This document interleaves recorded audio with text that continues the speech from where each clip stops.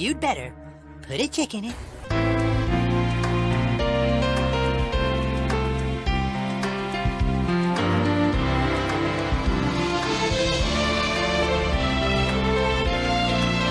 And make it fucking gay as fuck.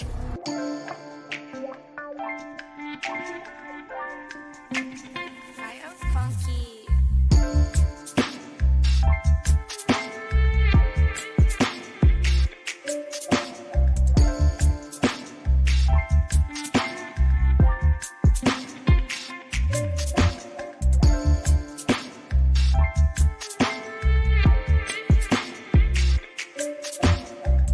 And I want it lame! Power of one, the power of two, the power of many. The power of one, the power of two, the power of many. What? That is so lame!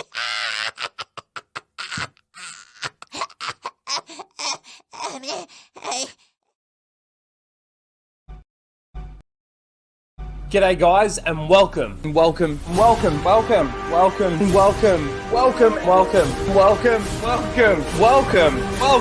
back to Casual Rage.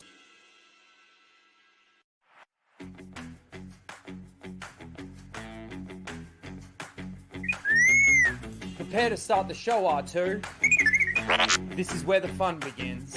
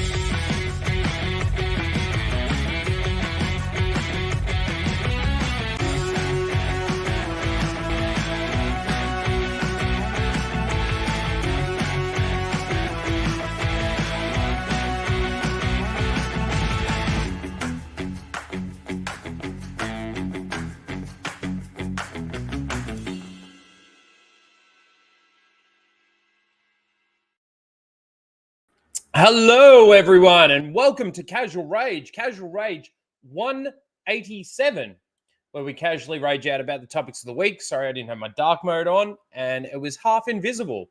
How you doing? I hope you're all doing all right. Man, I think we said it last week. It's crazy to think that we're still talking about the Acolyte with the cancellation of Season 2. Which I don't think they were ever going to be getting. We'll be talking a little bit about that. Of course, the harassment campaign thrown out by the Disney Star Wars Shills and Seals. We're going to talk a lot about that. And also, too, I'm sorry I haven't been putting out videos. It's been very busy in the real world for me. I've got my America trip coming up. Well, basically, throughout September, we've got one, including this weekend, we've got 1, 2, 3, 4 more weekends. And the thing for me is I've actually still got a lot of shit to organize for my trip. So there's probably going to be a couple of cancelled Casual Rages. And then obviously during the month of October, while I am in America,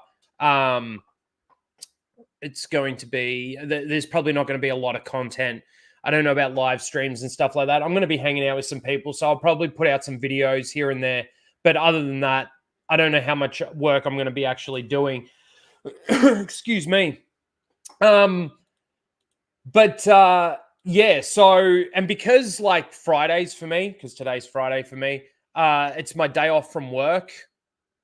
And then Sundays I've got flashcasts. So pretty much all my extra time that I've got to myself at the moment is basically being invested into doing some YouTube stuff, whether it be a stream, whether it be making some content or anything like that. And because I've got so much that I still need to do, it'll probably be dying off a little bit. We've got a lot to talk about though today.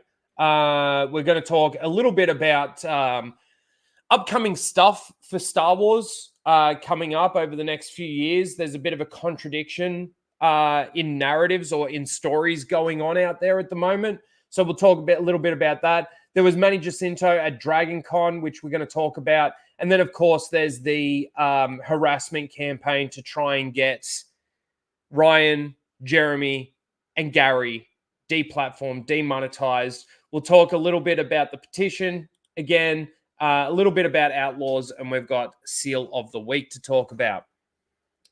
So before we get straight into it and stuck into it, let's quickly say hello to the chat and see who we've got here. We've got Tilliams in the chat. We've got Nuisance Bird. I'm just going to say she, her, because Aboriginal, she, her. At least it wasn't the abbreviated version. I don't know why we can't do that anymore. Like, for us Australians, you know, to abbreviate Aboriginal down to, you know, the 3 letters, like, we abbreviate names like that. Like Ryan, for example, Rhino. Everyone just started calling me Rhino. Rhino. It's so silly. Anyway, the Shills are commies. Yes, they are. It's, man, it's been crazy to watch what's actually been happening with the Disney Shills, the Disney Seals, Star Wars, the Acolyte, the announcements and things that are coming out of Lucasfilm. It has been a horrible year for Disney Star Wars. And I think I keep saying this on nearly every live stream, but it really has been a horrible year for Disney Star Wars. I mean, you think about some of the content in some of the previous years that we've had, and yes, that's been terrible for them. Ratings have been low, interactions been low, things that you thought might trend don't trend, and then the things that you think won't trend will trend. It's kind of weird, right? But like this year, starting with Charmin Obaid Chinoy and all her rhetoric in regards to what she was saying, the sort of continuation from Star Wars Celebration and how that was all, you know, pushed, the things that were sort of pushed there, the High Republic, the strong female characters, the yes queens, the this, the that. It has been horrible for Disney Star Wars. And I've got to say, like, it's actually quite funny to watch because these people are so delusional. So delusional. You can't, I don't know. I don't know how you can come to some of the conclusions that they come to and keep pushing. Like, you know, one thing keeps failing after another for them. And what, just because you want your fan fiction, just because you want your, well, whatever this show is, labeled as Star Wars, it's crazy to think. It's just crazy. Let's see. We've got Justin, Star Wars Marvel Purist in the chat. How you doing? We got Butcher. How you doing, Butcher? Real Darth Ghostface. No subtitles. How you doing? Good to see you. Rewriting Ripley is back, and their new cancellation attempt against Ryan Kennel and Nerdrotic has failed again. And it's quite interesting, you know. They talk about the targeted harassment and all of this kind of thing and how apparently we've been like that. Gary's been like that. Ryan's been like that. Jeremy's been like that. Mauler's been like that. And it's funny, you know, the only reason why they're pinpointing those names is because they are the bigger names. What about Raging Rhino? What about Knights of Melbourne? What about Grizzy? What about Justin, Star Wars Marvel Purist? What about Tim? What about OG Star Wars? What about the entirety of the Dark Council? That they like, we've all been saying the same things. Even Mauler wasn't on that list. Mauler, all the guys that dabble in EFAP, Critical Drinker. Like, you think you're going to deplatform these three people and that's going to stop people criticizing these shows? Are you delusional? I mean, they're delusional already. We already know that based on the fact that they came out and basically started all of this. You know, and they want to talk about how we, you know, are being racist, toxic, misogynistic, all of that sort of thing. You go back and you watch everybody's videos. You go back and you look at everybody's tweets, and not once does anything really reference sexist, racist, anything. Yeah, we're talking about lesbian witches. Yeah, we're talking about the female lead. Yeah, we're basically saying that it came across that she can't act. That's not a personal attack at her gender. It's not a personal attack at her color of her skin. It's not anything to do with any of that. It is purely on talent that she doesn't have. That's probably the closest that we came to criticizing the actual actress. Everything else revolved around, well, she was a pretty shit character. They want to say to us, oh, Star Wars isn't real. Why do you take it so seriously? Well, that character isn't real. Why are you taking it so seriously? Because that's what we're criticizing. We're not criticizing the color of her skin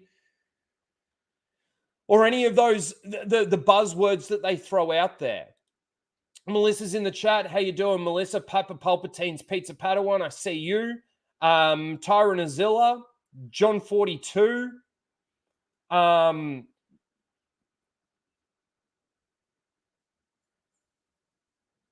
Sergeant Geratina's Rising Renegades. Sorry if I got that wrong. I'm just going to call you Sergeant. Yeah, what kind of channel is this? I know. It's a channel that barely puts out any content, which I'm kind of shattered about, but you know what it is for me? The news hits at like 3 a.m. for me. And then I got to get up, go to work. Got no time in the morning to do anything. Get up, go to work, do 8 hours, be away from home for 8-9 hours.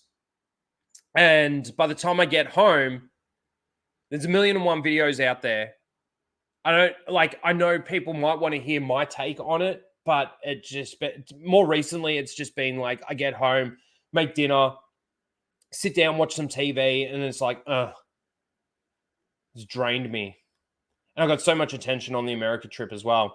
Mr. Grant Gregory, for 23 months, dude, that's a long time. Thank you. Bring back the Acolyte. I need my Oshimia. It's all the geek gaming guy's fault. I don't get my fan fiction. And that nerdaholic guy, at least Mauler, says it's great, just like Andor, the best show on D+. Well, he doesn't say the Acolyte's great. I don't even think he says that the Andor is great. He just says that it's good and it's the best thing that they've come out with. I still want to have a conversation with him about it, though. I'd love to. Hashtag coffee and Coke. No, we got V and Coke. V and Coke. See how long that lasts. Thank you. Oh, that's no good, man. Sorry to hear that, Sergeant. I hope you get that sorted out. Here we go. Got an ad. Yes, I clicked the thing. Lara, how you doing, Lara? Good to see you. Fear of Fema, I see you. Let's see. Best West. Aunt Jemima, Mr. Bantham, SWA with a gifted membership. Thank you. Appreciate it. Let's see. Soul Assassin does a great job modding. I appreciate it. OG Star Wars, Speak of the Devil. How you doing, OG? Good to see you, Laura. Do you feel like you wish you had got a little shout out on this targeted? Like, they should have listed all the YouTube channels, like every single one, no matter how big or small they are. I'm surprised Star Wars Theory sort of got on that list, but like it was more targeted towards Jeremy, Gary, and Ryan. And again, I want to point out that you get rid of those YouTube channels, you succeed in demonetizing them and getting them canceled. And then what? It's kind of like the same thing about like if Kathleen Kennedy was to step down or get fired, right? Now what? Now what? Nothing's going to change.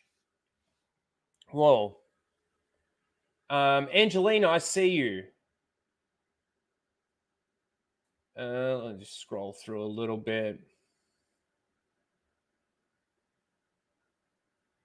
Did I watch The Acolyte or get Star Wars Outlaws? I watched The Acolyte. You can catch my reviews. There is a playlist. And throughout all of that, there's other videos surrounding that. I was one of the ones, I was the one that was able to get the Looper video. See, this is the thing. This isn't the first targeted attack either, right? I haven't played Outlaws and I'm not planning on playing Outlaws. Just to finish answering that question. But you remember the video from Looper calling out Gary and Critical Drinker. Like that was a targeted, that they took it down before like really anyone saw it. I was just lucky that I was able to screen record it and actually get the entirety of the video.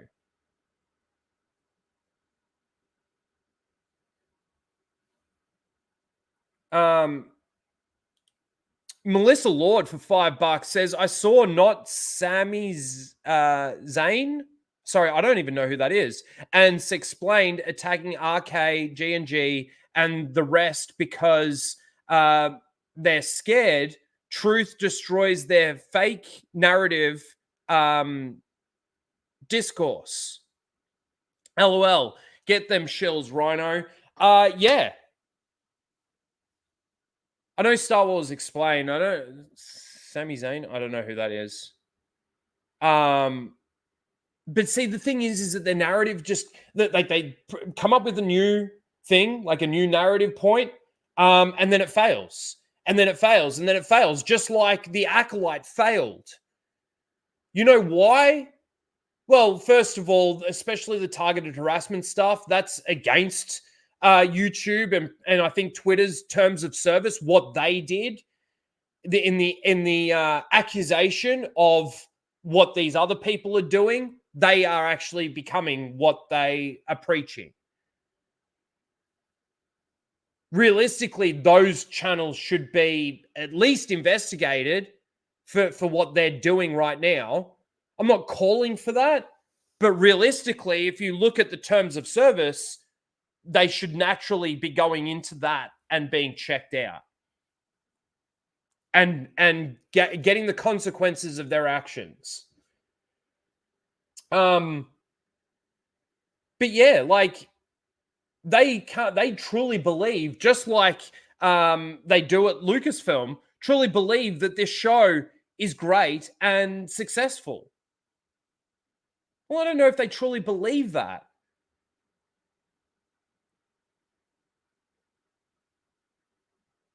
You know, it's amazing to me that like I sometimes think, what would these people be saying or doing when the cameras aren't on them? You know, I was watching one of Camelot's videos. I think he clipped it out from one of his streams, and there was an interview with Ray Gun, you know, the Australian Olympic breakdancer that embarrassed Australia to its core. And the interviewer, he's won a Logie here. Like, it's just the Australian awards and stuff. He's a fuckwit as well, a lefty shill. But he was like, you know, asking questions, doing the interview and all of this kind of thing. And Camelot made a good point, is like, you know, there was one specific question that he asked, and I can't really remember it, but the way he asked it was like, it certainly came across as like, maybe behind closed doors, he's pretty much sitting there laughing and doing the same thing that a normal person does, reacting to seeing that, you know, and thinking that the person believing that what they actually did was really good is delusional. Like, any normal person thinks, no, there's no like hate campaign going after Ray Gun, just like there's no hate campaign going after the Acolyte or anything. What happened when the Acolyte ended? What happened when the Acolyte ended? Everybody that was making YouTube videos, watching the Acolyte reviews, talking about Leslie Headland when she opens her mouth, or Amanda Stenberg when she opens her mouth, they were reacting to content that was coming out. They were reacting to how it was being promoted. And they talk about that as like the hate that they were throwing out, or the review bombing that was happening before the show even came out. Right? But then when the show ended, everyone was sort of ready to just, okay, that was that. They're the ones that have actually got us still involved and still talking about the Acolyte. They're the ones that maintained, like, if they hadn't have done the petition, if they hadn't have called out all of these people, if they hadn't have done the like showing that there's not even close to enough of them, right? By trying to get the hashtag renew the Acolyte and save the Acolyte trending. Everything that they've tried to do has failed. And why? Because there's more fans of actual Star Wars that think that this is garbage than there are of actual Disney Star Wars fans. So simple. It's so simple. And the reason why it was cancelled was because it was a shit show. There was no characters. There was no character development. Any character development that you guys see all revolves around shipping. That's it. Why do these people want a continuation of the Acolyte? I actually had this saved for a bit later, but let me bring this up really quickly, because this is a really, really good example of the people that actually liked the Acolyte.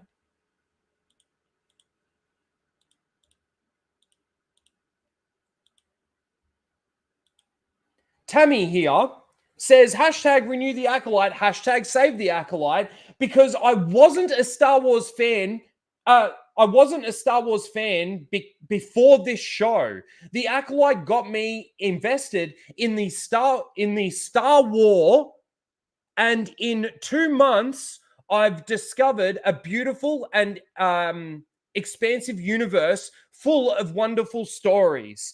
The Acolyte will bring Star Wars new fans. Yeah. What new fans? Shippers, pronoun people. You're a self-admitted non-Star Wars fan that apparently the Acolyte got you invested into Star War. You sound like Leslie Headland. You sound like Leslie Headland. The Star War. This is who the Acolyte was made for. And guess what? They all watched it. Every single one of them watched it. And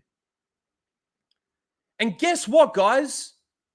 There was such a small amount of you that it wasn't enough to get ratings up for the show being watched. It wasn't enough to positively review bomb Rotten Tomatoes into it being a success. There wasn't enough of you to come out and make a video saying there's no room for incels and toxicity and all this kind of shit that we parodied.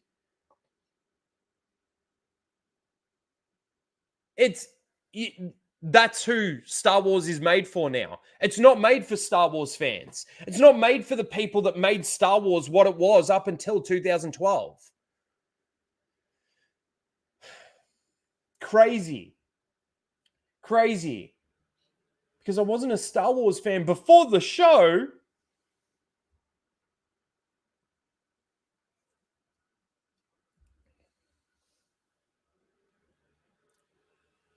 Good for you. Now, I'm not saying that Star Wars can't, coming out with new Star Wars shows and stuff can't expand the fan base and get some new fans into the fandom and involved, right? You might have somebody that watches a random TV show and then finds, like my mate, for example, right? Never watched Star Wars in his entire life. Now, I'm going to go back, and it's embarrassing to say, but it's the truth. I was going through the Clone Wars, and he came over one day and there was an episode on, and I was like, hey, can I just finish watching this episode? We finished watching the episode. He goes, man, that was actually kind of good. I'm like, oh, interesting. We then ended up going through the entire 6 episodes, Phantom Menace, all of them. And he actually really enjoyed the story. He really enjoyed what he saw. He enjoyed Star Wars from that point. Now, does he go out and watch all the Star Wars stuff? No. He was on the normie level of becoming a Star Wars fan, but he enjoyed it. So I'm not saying that some of these new things that come out can't create new Star Wars fans, but to completely put the old Star Wars fan base in the bin and completely put the old Star Wars lore and what Star Wars is in the bin, and then try and create new Star Wars and new lore and everything for new Star Wars fans, you're going to fail every time. If they weren't Star Wars fans already, they will never be Star Wars fans. It's been around long enough. Mr. Bantham for $2 says, how dare you? Ray gun is a national treasure. Yeah, okay. Oh, you put my Twitch link in the chat. Man, I haven't been on Twitch in ages. I haven't played any video games in ages. I really honestly feel like the next video game that I'll be playing will be Black Ops 6 Zombies. I was kind of interested in playing Black Myth Wukong. But again, I just don't have a lot of time on my hands. If I was able to sit down full time and do this and, spend an entire day streaming and playing a video game at least once a week, yeah, awesome. But until that time comes, I got to try and do what I can. I see you, Blake, in the chat as well. Sergeant says, for $5. Lucky for us, there are some folks pushing to decanonize the Acolyte. Yes, we're going to talk about that as well. Thank you for the $5. Yeah, there are. There are some people out there pushing to decanonize the Acolyte, and honestly,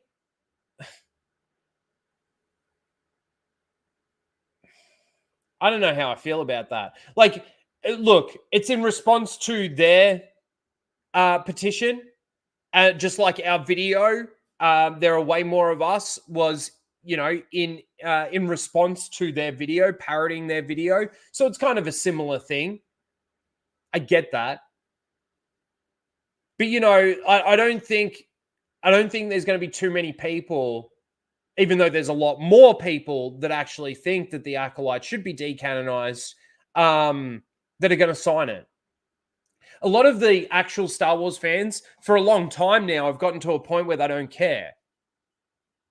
I mean, after what they did with Obi-Wan Kenobi, after what they did to Boba Fett, after what they did to even Ahsoka, what they gave a chance to, after what they did to The Mandalorian in Season 3. I mean, I'm going to argue Season 1 and 2 were garbage as well, but Season 3 is where the majority of people fell off. the clip that I put on Twitter went viral of Jack Black and Lizzo.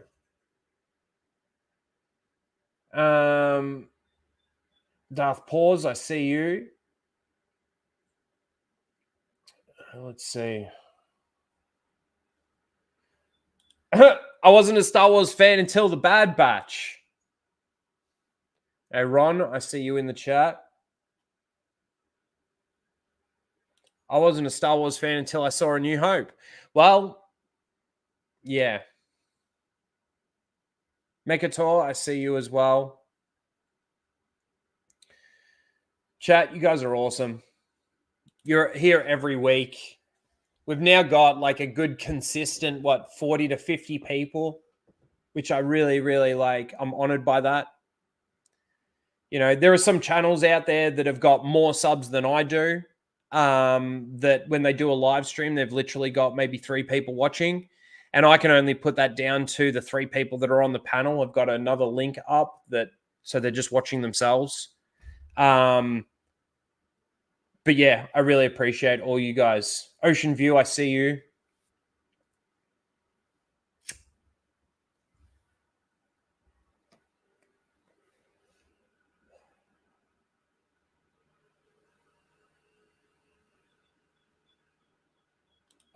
He says, too bad those tards didn't come after you too. Could have been great for the channel. It could have been. Like, this is the thing. Like, the other thing, though, too, is like, I didn't even make videos on the stuff that's been happening. And I probably should have, despite how I felt about it. And again, we will hopefully get back into the swing of things and bring some life back into myself and bring some life back into the channel. Maybe the trip to America will reinvigorate me. We'll see. But 100%, it would have been good. But this is the thing. Like, I'm small fry. The only reason why Gary and Ryan and Jeremy got there, I mean, obviously it revolves around that fellowship, and like all of those are very close together. Again, I'm surprised that Critical Drinking didn't get put in there. I'm surprised that Mauler didn't get put in there. I'm surprised that Star Wars Theory didn't really get put in there. But like, if you think of big channels, and they're the tip of the iceberg, look at what's underneath the water. Look how many channels are out there that have, let's say, under 50,000 subscribers, that have talked at length. There are channels out there that would say that they're not even really massive Star Wars fans that talked about it. Asmongold, it made it onto his radar. You know, it's like when it's the same thing. Like Matt Walsh when he did a video based on my tweet, like the Lizzo and the Jack Black thing for Book of Boba. For Mando season 3. This got out there because of how they were pushing it, how it got promoted. It was going to reflect Leslie Headland's queerness. It's the gayest Star Wars we've ever had. These were the promotional lines that they decided to use to try and get people excited for this show. And you know who got excited for the show? The weirdos. Because that's who they were pushing it to.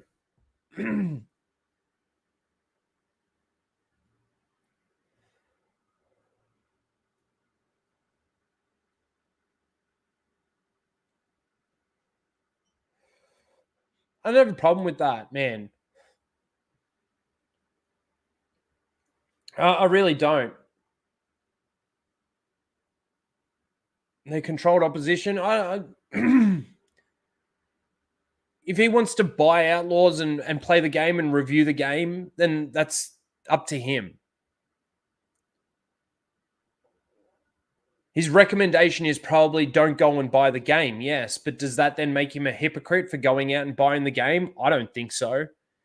He bought the game to play the game, to review the game, to tell you guys that it's not a good game. Okay. It's like me watching The Acolyte to say that don't bother watching it. It's not a good show. Using my sister's Disney Plus account. Still gave him the click. Still gave him the viewing time.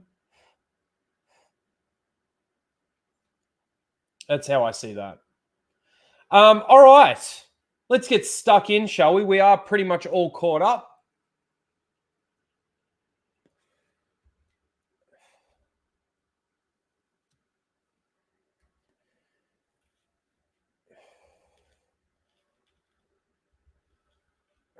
Let's see. So I just wanted to start off with this.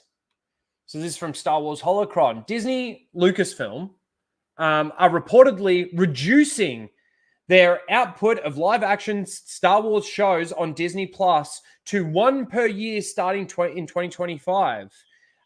In comparison, 2022 featured 3 live-action Star Wars shows, Book of Boba Fett, Obi-Wan Kenobi, and Andor. To me, this is a contradiction. When we just talking last week, and I've gotten rid of the tab, so I can't bring it up. But when we just talking last week about how it was when we were talking about Kathleen Kennedy. Kathleen Kennedy is reportedly like staying until the second quarter of next year, but they've got a heap of unannounced projects in development. Do you remember that? They've got so many unannounced Star Wars projects in development, but yet they've now decided to come in. Didn't we hear this once before as well from Bob Iger when they said they've got to slow down and he takes responsibility for what's happened, which in their eyes is nothing?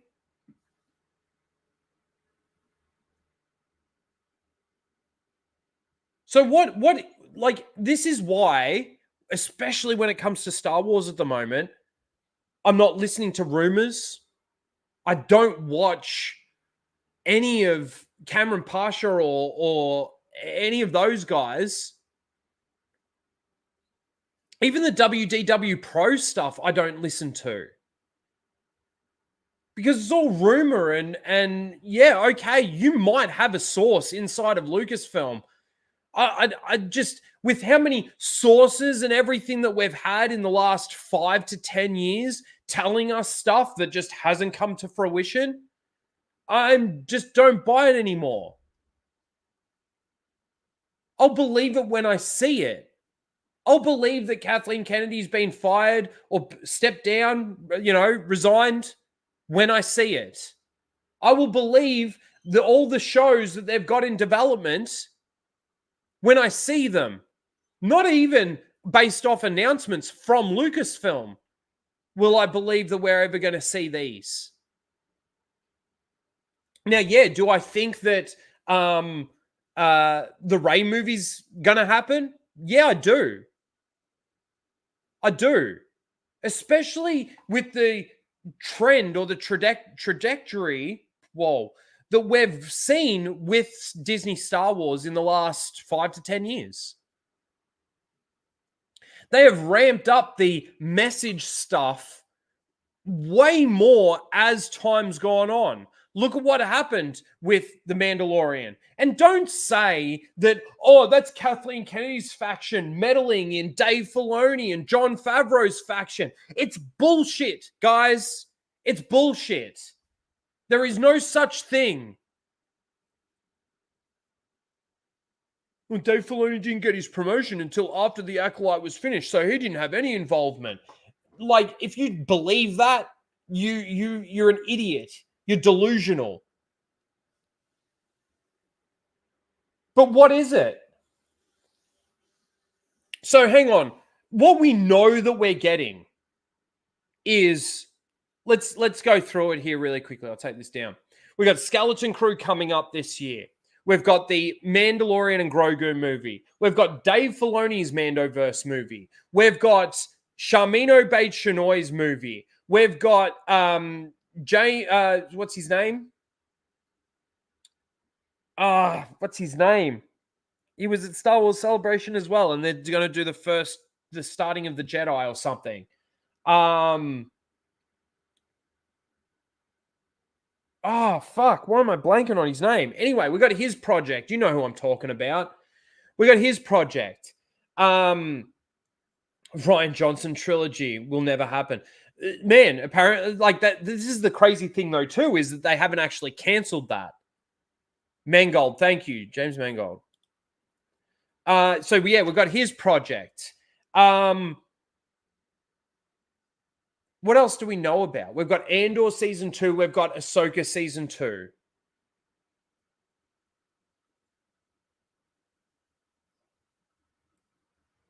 That's all we really know about, right? Think about all the projects that we've had that have been cancelled as well.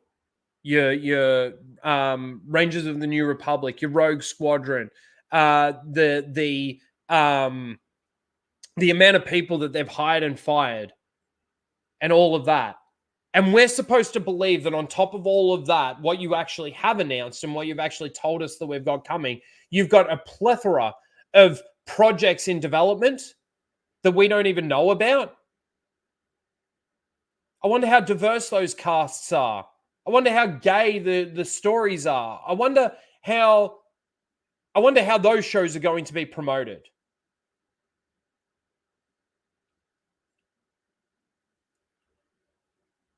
But which is it, Lucasfilm?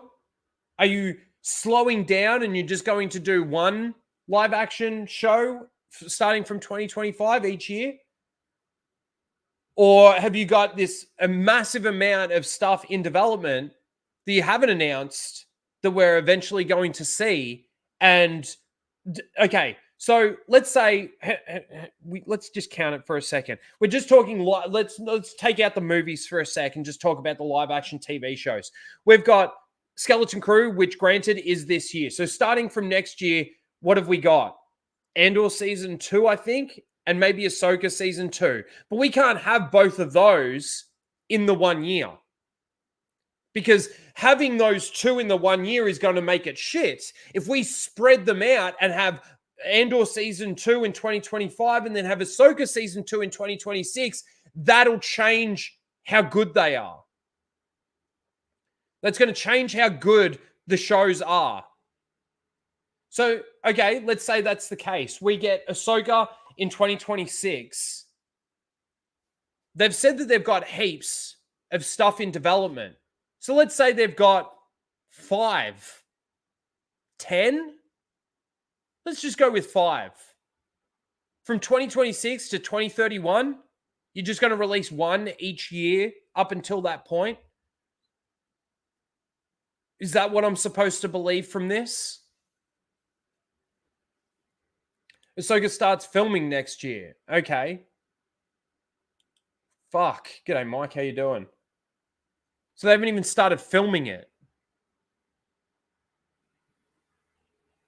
Basically, all this does is give them more time to sit down in the writer's room and think of ways of making it more diverse and destroying the law.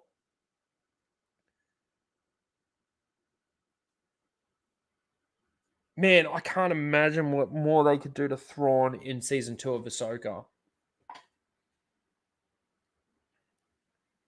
And I'm going to laugh when Andor season 2 doesn't live up to the hype that Andor season 1 got. Just like Mando season 3 didn't live up to the hype of Mando season 1 and 2. You know why? Because the people at Lucasfilm, the writers, the non-Star Wars fans that are creating Andor, don't give a fuck. They don't give a fuck. And the evidence is in season 1 of Andor, for example. No aliens, no droids, no nothing really. Some better writing than what we've had. Whoop-de-fucking-do. That all comes crumbling down when you start throwing jangling keys on the screen and a lot of your plot elements don't make sense. But that's racist and sexist and misogynistic and bigoted to say now.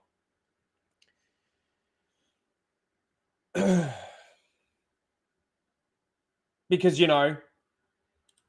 Andor he's not a white dude, that's for sure. I saw this. Let's get into some of the Acolyte stuff. So OG Star Wars Allura put this out. Funny how there was never a plan, let alone a mention for a season 2. So this was back in July. That was while it was still being aired, right? This is the headline from Entertainment Weekly, saying the Acolyte creator says she has heard nothing about getting a potential season 2. So there was never really, this is the thing, they set the show up for a season 2. There's no denying that. There is no denying that. The way it ended with no, real end to any story within the story that we got, not that there's much of a story there, but you know what I'm saying.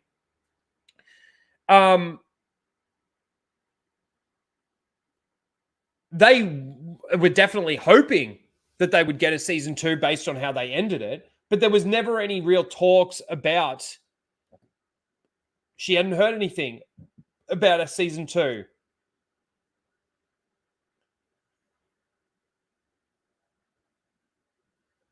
But Leslie Headland explains what stories she will pursue if and when they do get a renewal. So I thought that was funny. They never really had a plan to renew it. It was probably one of those situations. And that surprises me too, because especially with the way that they ended it, I honestly, and you heard me say it not long after we got the final episode of the season, where the season ended, where I said, I actually think that they've already got it greenlit. Because why would they end it the way that they ended it? With Oshamir holding hands around a lightsaber, with the jangling keys of Plagueis, with the jangling keys of Yoda, with the setup between is it Venestra? I can't remember. The green chick and Queermere.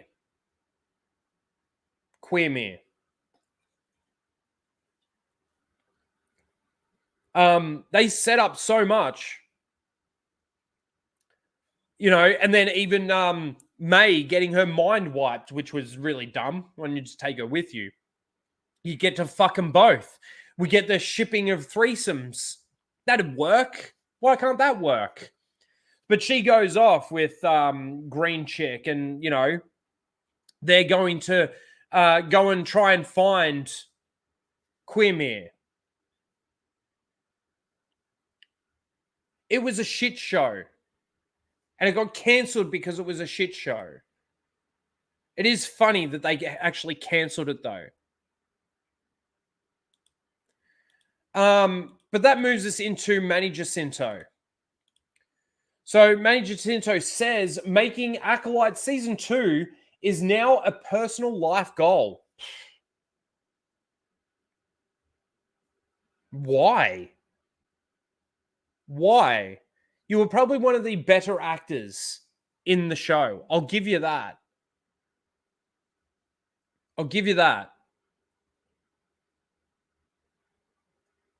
I can't say that, though, because he's not like a straight... Well, he's straight male, but I don't think he's white, is he?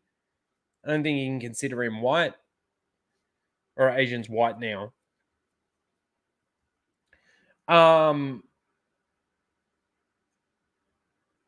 But to make it a life goal, to get a season 2 of The Acolyte, man, you really want to destroy your career, don't you? Because again, you can't act. You can certainly act way better than Amanda Stenberg can. But let's hear what he actually had to say at DragonCon about this when asked about a goal he hopes to achieve in the future. We got pictures. A goal of mine to achieve? Yeah. Something else that you want to make sure you do before you leave this mortal coil. Season 2 of The Acolyte?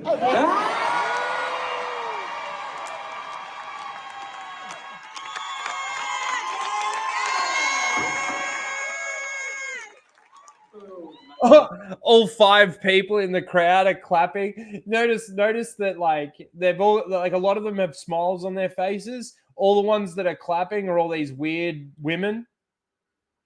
In fact, the majority of the people in the crowd look like fucking people that you would see at a pro-abortion protest.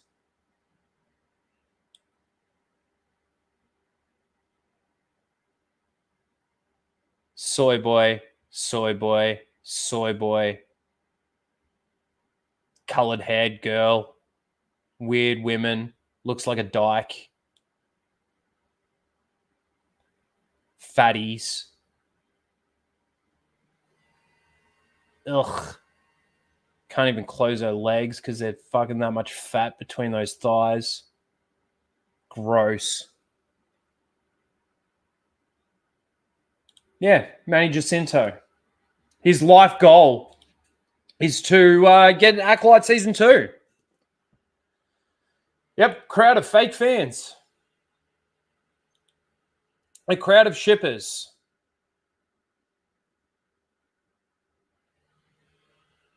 I don't hate them all.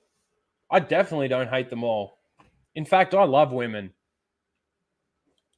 I really do. Yeah. It's season 2. Guys, give it up. Give it up. It had nothing to do with YouTubers. It had nothing to do with anything other than the fact that this was promoted as a shit show. We called it out before it did air, yes. And when we finally got what we got, we were vindicated. Every single one of us. And just because Gary and Ryan and Jeremy got more views and probably made more money, got more revenue than what Disney got out of making the show and airing it, doesn't mean that it's their fault. Again, it's a cliche now to say this, but where are their names in the credits? Where's my name in the credits? Where's Melvin's name in the credits? Where's Grizzy's name in the credits? Where's Tim's name in the credits? Where's everybody who fucking talked about this show and said how bad it was? Where is their name in the credits? It's ridiculous. There was also this one. I think this is a different part of the panel or whatever. Manny Jacinto on why to join the dark side. And Natasha Lewis, whatever, weighs in at the end with a banger. Let's take a listen. Let's take a listen. I hope you guys aren't getting any echo because I haven't put my headphones in. Greatest temptation to join the dark side. I feel like, I'm not going to say nothing, but I feel like I want to start with Manny on this one. I also just want to ask, why have we got this gay sounding dude like running the panel? Like I don't really have a problem with it, but it just seems like the diversity and the representation in Lucasfilm is so anchored down within that company that even at a panel, you couldn't have a straight white guy do like the questioning or the interviewing of the panel. You had to have this gay guy on there, you know. It certainly comes. It certainly sounds, or it comes across as very cliched now for Disney Star Wars to make sure that this is the case. With Manny on this one, just for no particular reason. For no particular reason. Manny, hypothetically, what might be a reason to join the dark side? This is not from me, but it was from a pin that was given to me today. And it says, "Come join the dark side. We have hot guys."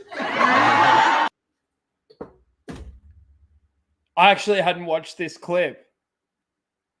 That was something that you were handed by a Star Wars fan today, is it? Join the dark side because they have hot guys. Ugh. This is Star Wars. This is the Star Wars fan base. Whoa. Well, that's why. You couldn't come up with your own thing. You had to take a bumper sticker off a pen that was given to you and relay that of why to join the dark side, hey? That sounds Star Wars-y to me. That's all I can say. That's all he's got. Hot guys and Shin, sir. Oh my God. Oh my God. I'm going to do a video on this. I'm gonna Hot guys and Shin. She's that, like, okay. So in the Ahsoka series, the Disney Star Wars fans were trying to ship Shin, Hati, and Sabine. Fuck, I blanked on her name for a second. They were trying to ship those two. There was never in universe a relationship between them. Never. They fought a couple of times, and that is about it. That is about it. But she's jumped on board with the entirety of shipping. This is Star Wars now. Star Wars is a shipping fandom. That's it. That's all it is. I think this deserves to be played. It deserves... You'd better. Man. Put a chick in it.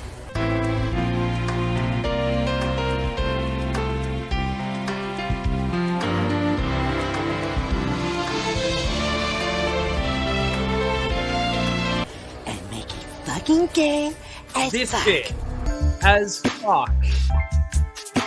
Jin and Sabine getting it on. How fucking gay. And I want it lame! Put her on a path of her own choosing, so that no matter which direction she takes, we'll always be one step ahead of her. What? That is so lame!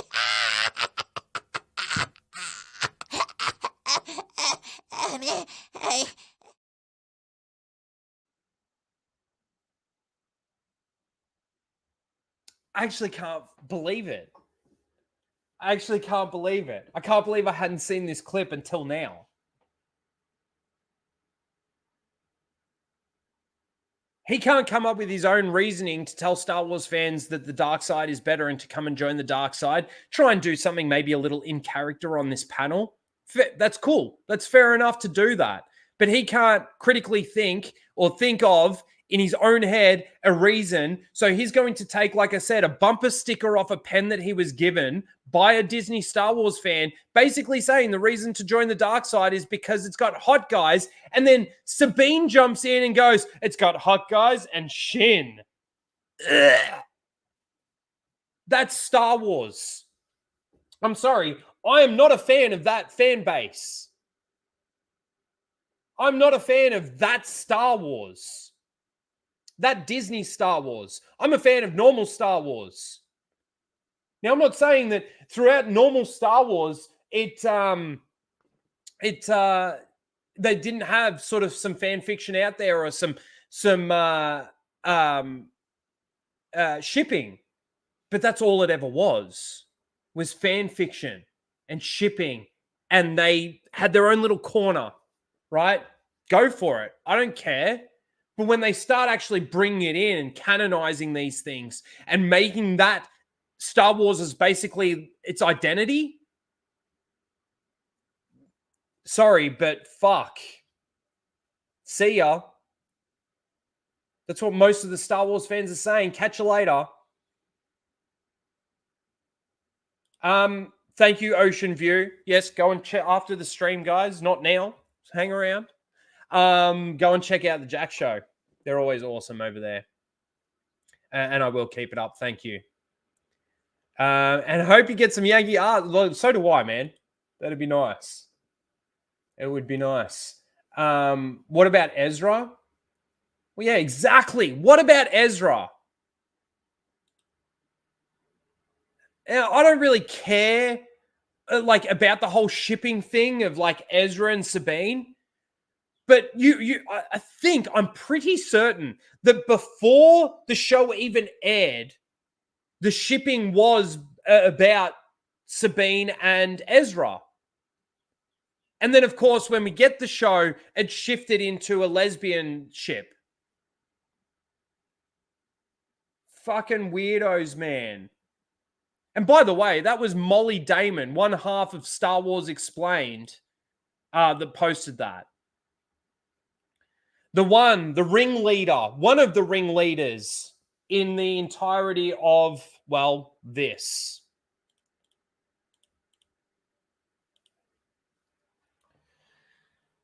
So basically,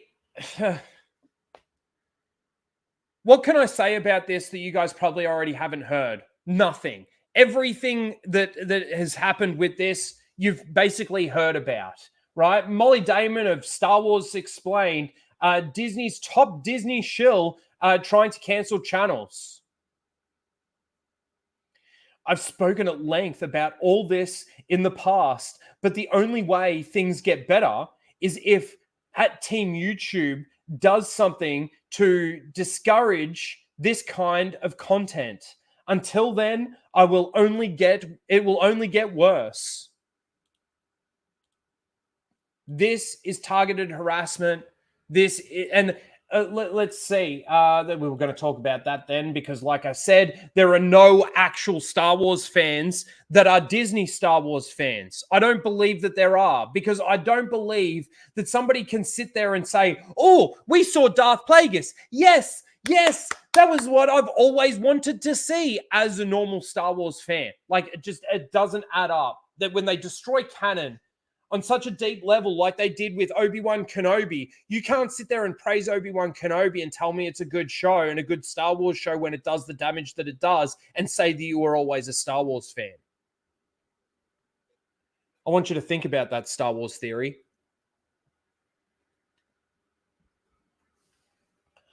But then Team YouTube actually responded and basically said, thanks for reaching out. Just heard back and confirmed that this content is not volitive. I'm sorry if I'm saying that wrong, and will remain up. We totally understand you may not agree with this decision and you may not agree with what they're saying, but we reviewed the video very carefully against our policies. And then Rewriting Ripley responds to that saying, Team YouTube, this is an admission that you have not reviewed our concerns, proven by saying this video. When is that the one that is like, because Team YouTube got back to them and said, just do a whatever, like put the complaint in. So they must have put the complaint in on that one video. If that's what they're complaining about, then, and that's what they're actually submitting, then that's what they're going to review. When there are 10 plus videos in question. However, thank you for confirming your inability to take safety seriously. It's so dumb. What safety are these people, like, what damage are these people doing to you? You and your advertisers will be hearing more from us soon. From us, hey? Man, first of all, the advertisers really don't care as long as, you know, you get demonetized now for swearing and all of these other bits and pieces. It happens, right? But the advertisers aren't going to care. They're making money and they're getting advertising out there. Team YouTube, it hasn't. What the thing is that what these people are saying that Gary and Ryan and Jeremy and all of us are actually doing in regards to the targeted harassment towards actors and things like this, it just doesn't exist. It just doesn't exist. And that's why Team YouTube has come out with this reply.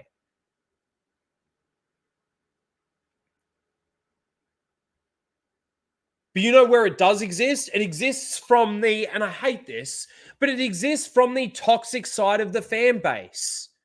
The toxic Disney Star Wars fans. And their targeted harassment of YouTubers. Elon, I'd be looking into this in regards to a violation of terms of service on Twitter. And YouTube, I'd be looking at this as a violation of the terms of service, terms and conditions, or whatever on YouTube.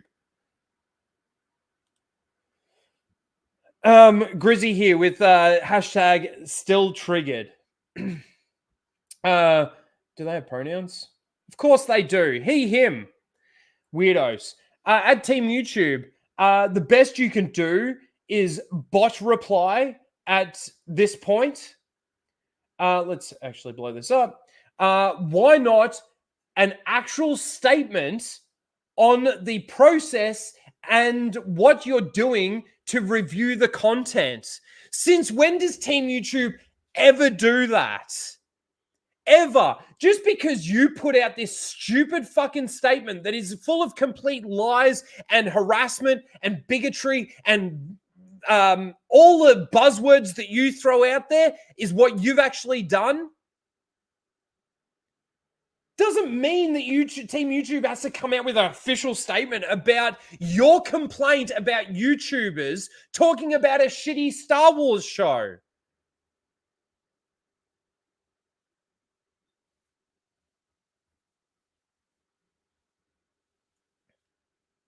It's not just frustrating, it's infuriating how flip-floppy you are on your own terms of service. Get to work. These people are so delusional. The cope is hilarious. It really is. Cry more, cancel pigs.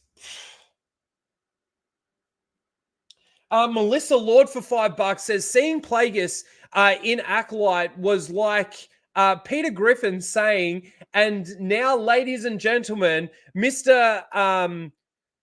Conway Twitty. Yeah, like he said the thing. Like he said the thing. Another lame member berry. Yeah. Thanks, Melissa.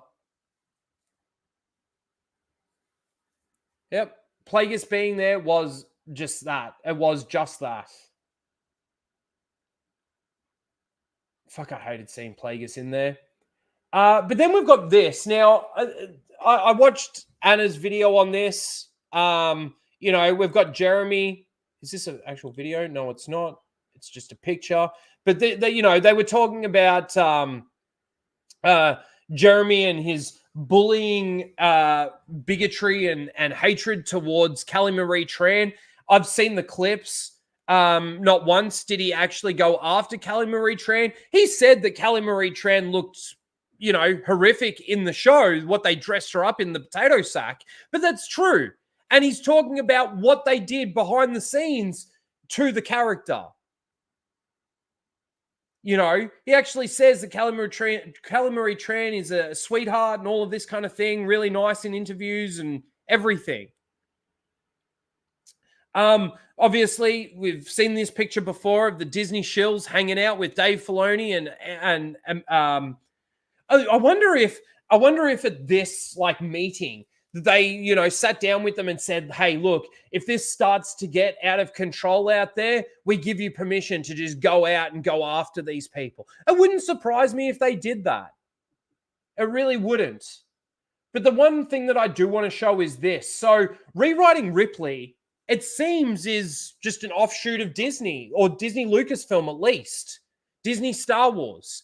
It seems like it's its own little thing that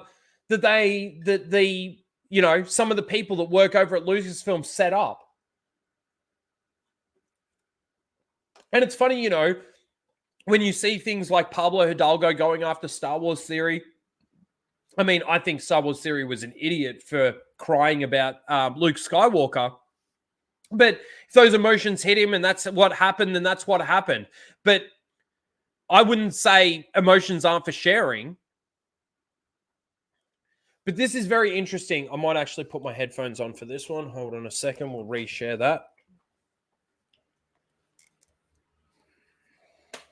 All right, let's quickly get these.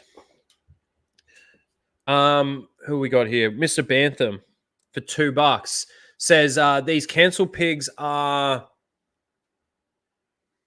predictable, should be mocked. I don't think there's anything wrong with that. I don't think there's anything wrong with mocking them. And it is predictable. It is very predictable. Thank you, Mr. Bantham. Albertros for $5 says these activists really are trying to command YouTube like they are their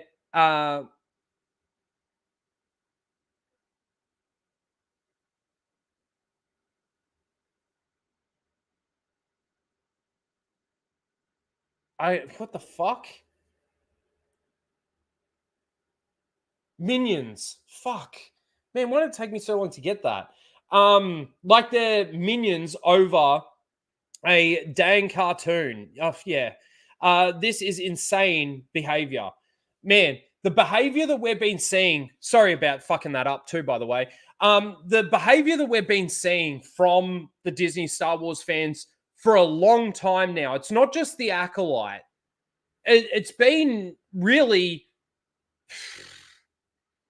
you could trace it all the way back to TLJ. It's funny that you can't trace it all the way back to the Force Awakens, though, isn't it? Isn't it?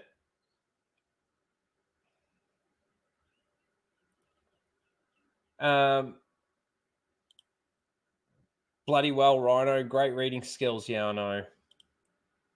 Fucking dyslexia hits hard sometimes. All right. Let's watch this. So, rewriting Ripley. Let's take a listen to this. This is from Aiden. I only know her, and I've only seen her on EFAP. That's where I know her from.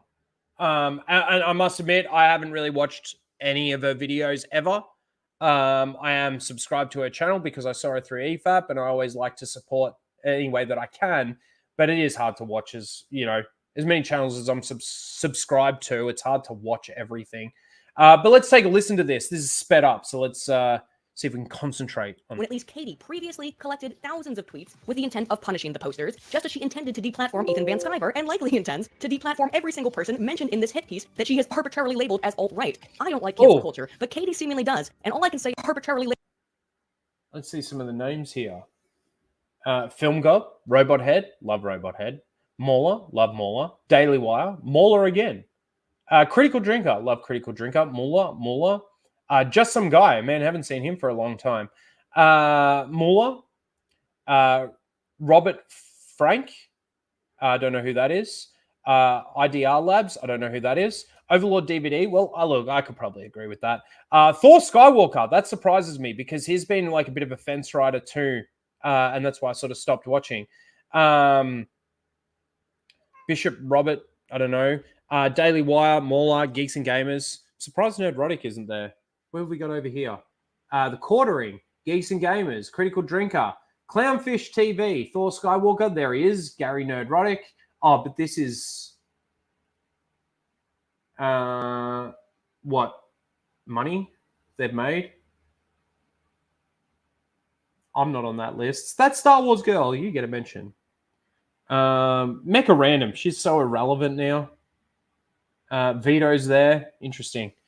Anyway, let's continue. Labeled as alt-right. I don't like cancel culture, but Katie seemingly does. And all I can say is that when you promote and engage in a certain behavior, how can you feign outrage when someone else does it to you? A possible collaborator of Katie's is Michelle, who publicly asked to help on the Rewriting Ripley project. And I feel I really need to introduce this player in the game by pointing out how she asked for academics to please respond to the proposed assessment of alt-right Star Wars fandom rabbit holes. Well, once again, I am responding. Now, why does this matter and how does this all tie back to Disney? Well, because when Rewriting Ripley had less than 600 followers on Twitter, a number of those followers were Disney employees, namely Lucasfilm Star Wars creative executive Pablo Hidalgo. Hidalgo previously got into some hot water on Twitter after telling a fan who posted a tearful reaction to the appearance of Luke Skywalker in The Mandalorian that, quote, emotions are not for sharing. But this alone was not enough, as he decided to make a screenshot of this tweet into his Twitter header and then lock his account when he received backlash. It does seem a bit odd that this creative executive would be following an account with less than 600 followers that just started, but hey, maybe it's completely organic and random. However, it's a bit harder to believe when you understand that Michelle, the woman who asked to help Katie with the Rewriting Ripley project, is a social media manager for Lucasfilm and also manages social media for Nerds. That's interesting. Further, Rewriting Ripley notes on their website that one of their writers is a Webby Award winner. But neither Katie nor Lady V have won a Webby. Michelle has, indicating that Michelle is potentially working for the website in some capacity. So let's break down what that means. Michelle is, or at least was, a Lucasfilm employee, specifically a social media manager. She reached out publicly on social media to work with Katie and Lady V, both self-professed Reylos, on what would become the Rewriting Ripley site. And there seems to be some evidence that she is working on that website due to the mention of the Webby Award. Despite being a brand new podcast and project with about 600 followers on Twitter, within a few weeks of starting this up, major higher-ups at Lucasfilm began following Rewriting Ripley. What's the first big thing that Rewriting Ripley then does? Well, it's published what can only be described as a hit piece with a thin veneer of scientism aimed at people critical of the Star Wars sequels. Written by Reylos, an almost undeniably toxic aspect of the fan base, if any fan base can be described as such, and with seemingly both direct and indirect ties to Lucasfilm from before the project even got really rolling. I must ask you, dear viewer, do you think the Rewriting Ripley post, the supposedly scientific analysis that we have just discussed, was made with malice, or was this just an organic response to an organic response, which they conveniently claim in their so-called analysis was also not an organic response? There you go. So it definitely seems that Rewriting Ripley is filled with Star Wars Lucasfilm employees. And they are pushing a targeted cancel pig campaign against YouTubers that reacted and talked about their shitty show.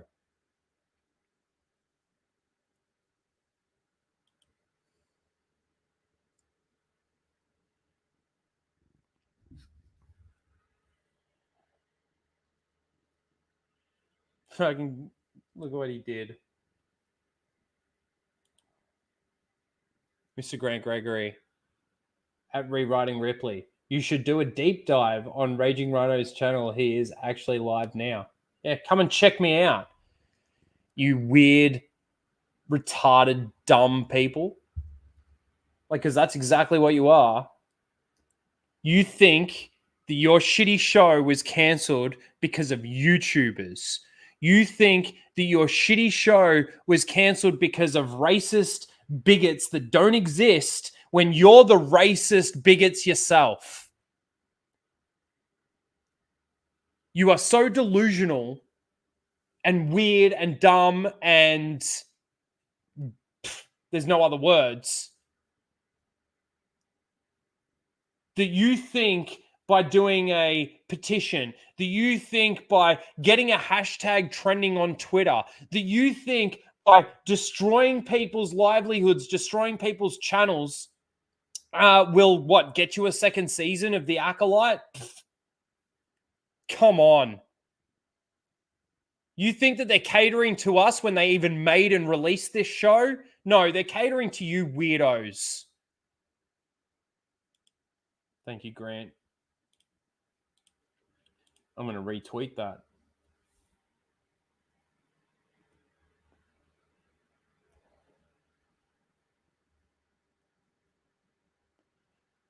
Didn't retweet. Why didn't it retweet?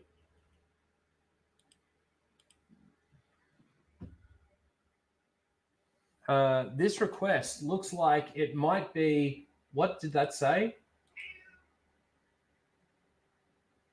Oh, it's worked now, I think.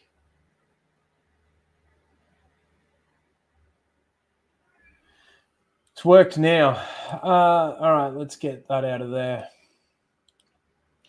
All right, let's talk about the petition really quickly.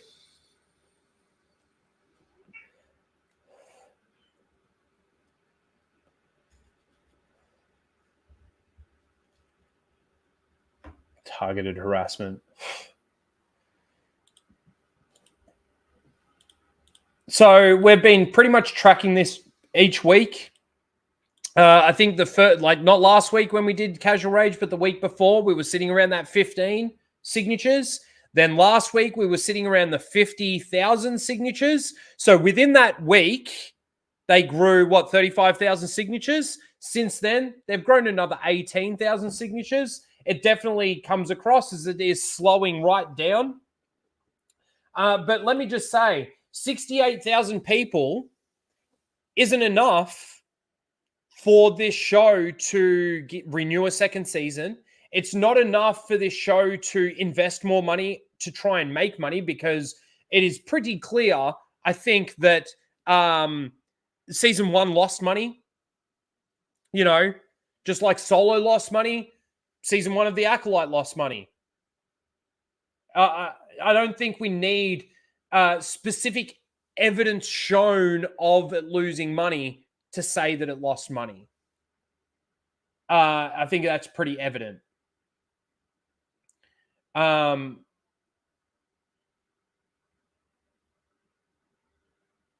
yeah, I think we talked about this last week when they were sitting around 50,000 subscribers, 50,000 signatures, I should say.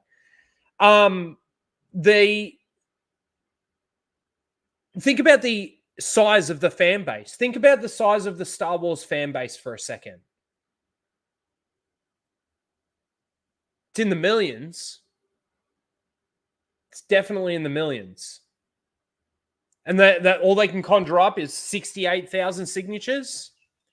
I'm sorry, that's not enough for Lucasfilm to reverse their decision on making a shit show. And maybe it should. Like, honestly, renew the Acolyte. Like, I want it too. I had to show this, Sawyerism, Saya. Says, my birthday was yesterday, but if you'd like to give me something, sign the petition to renew the Acolyte. So her present, if you wanted to give her a present, is to sign the petition for the Acolyte. Even if you don't care. Even if you don't care and you're just a fan of hers that doesn't actually care about Star Wars, like, where is it? Where is it? Did I get rid of it? Like this person, just go and sign that petition for her birthday. But then Ruin Johnson put this tweet out, and I just saw this. This is outrageous. It really has. It already has way more signatures in the first 24 hours than the Save the Acolyte petition did. If you love Disney Star Wars, please don't sign this. Well, look, I was honestly thinking about signing this, the Renew the Acolyte petition, right? But there's a help decanonize the Acolyte petition. And yeah, okay, it's got 21,000 signatures. This is the thing. I think the majority of the Star Wars fans, like, I haven't signed this, and I'm not signing either of them. Because petitions to me do nothing. They do absolutely nothing.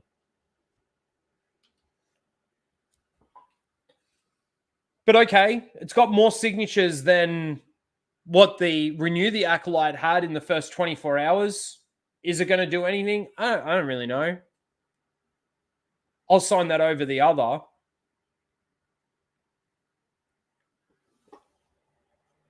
My browser has lost connection. Am I still live? I've just had an alert come up.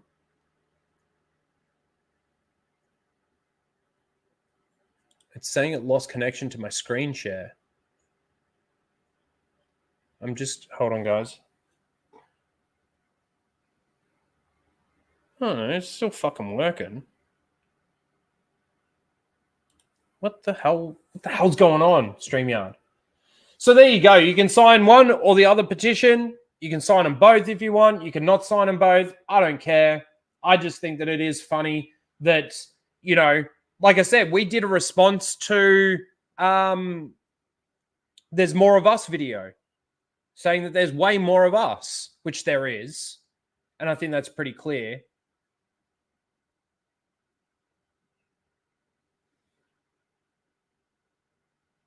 So there you go. Do you guys want the link to either of them? This first one is the link to the Renew the Acolyte petition.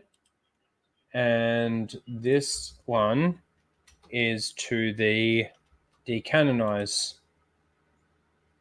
Why is that link so much bigger?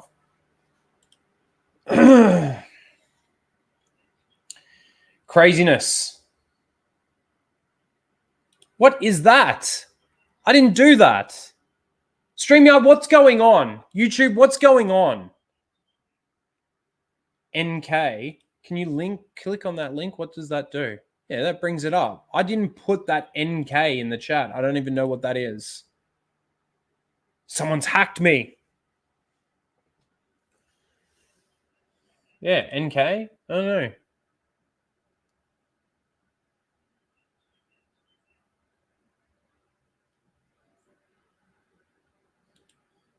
Narcissistic Knights. Mortal Kombat.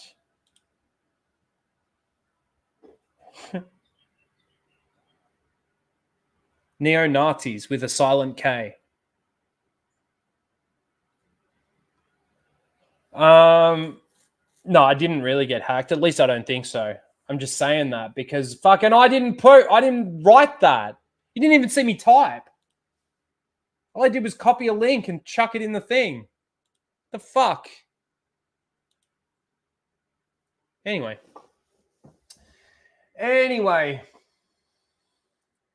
There we go. We have a little bit of news. Man, I got to do a video on that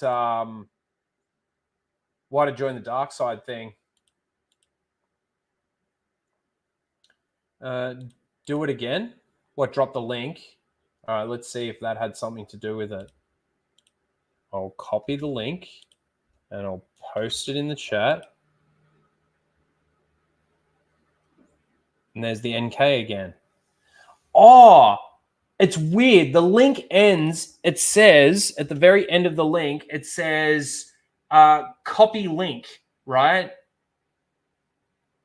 And the NK from that is too many characters. So it puts it there. But when you click on the link, it still takes you there, even though it's missing those two last letters. That's weird. There you go. Did we do Shill of the Week? No, we haven't done Seal of the Week yet. That is coming up very, very soon.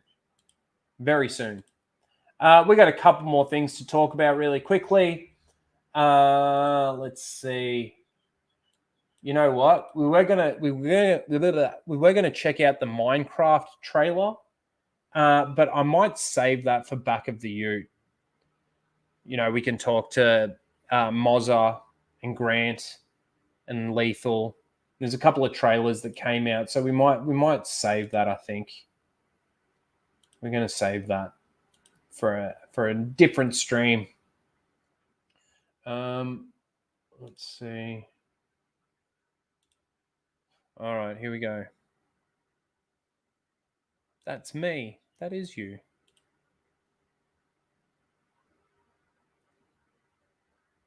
The NK appeared again. I know. I know. All right. So apparently, the Mandalorian and Grogu will wrap filming in spring/summer of 2025. That was at DragonCon. Does that mean that we're not getting the Mandalorian and Grogu until 2026? Let me just check something.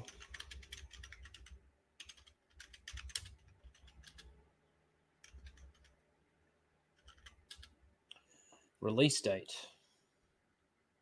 Oh, yeah, okay. 22nd of May, 2026. I thought we were getting that next year. And if you notice, let me just bring this over. The only cast that they're showing is Pedro Pascal and Sigourney Weaver. Isn't that funny? Isn't that funny? But yeah, man, these projects that they've announced and these things that they're doing have just been taking so long. Like the time of development of these and the cost that probably goes with that. Poor man, that's crazy. Hey, this is my streaming buddy. How you doing? Let's see.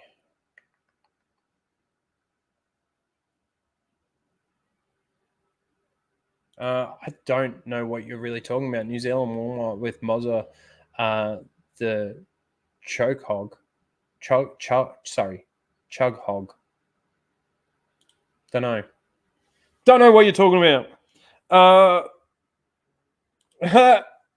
Will Izzo have already eaten Grogu? Probably.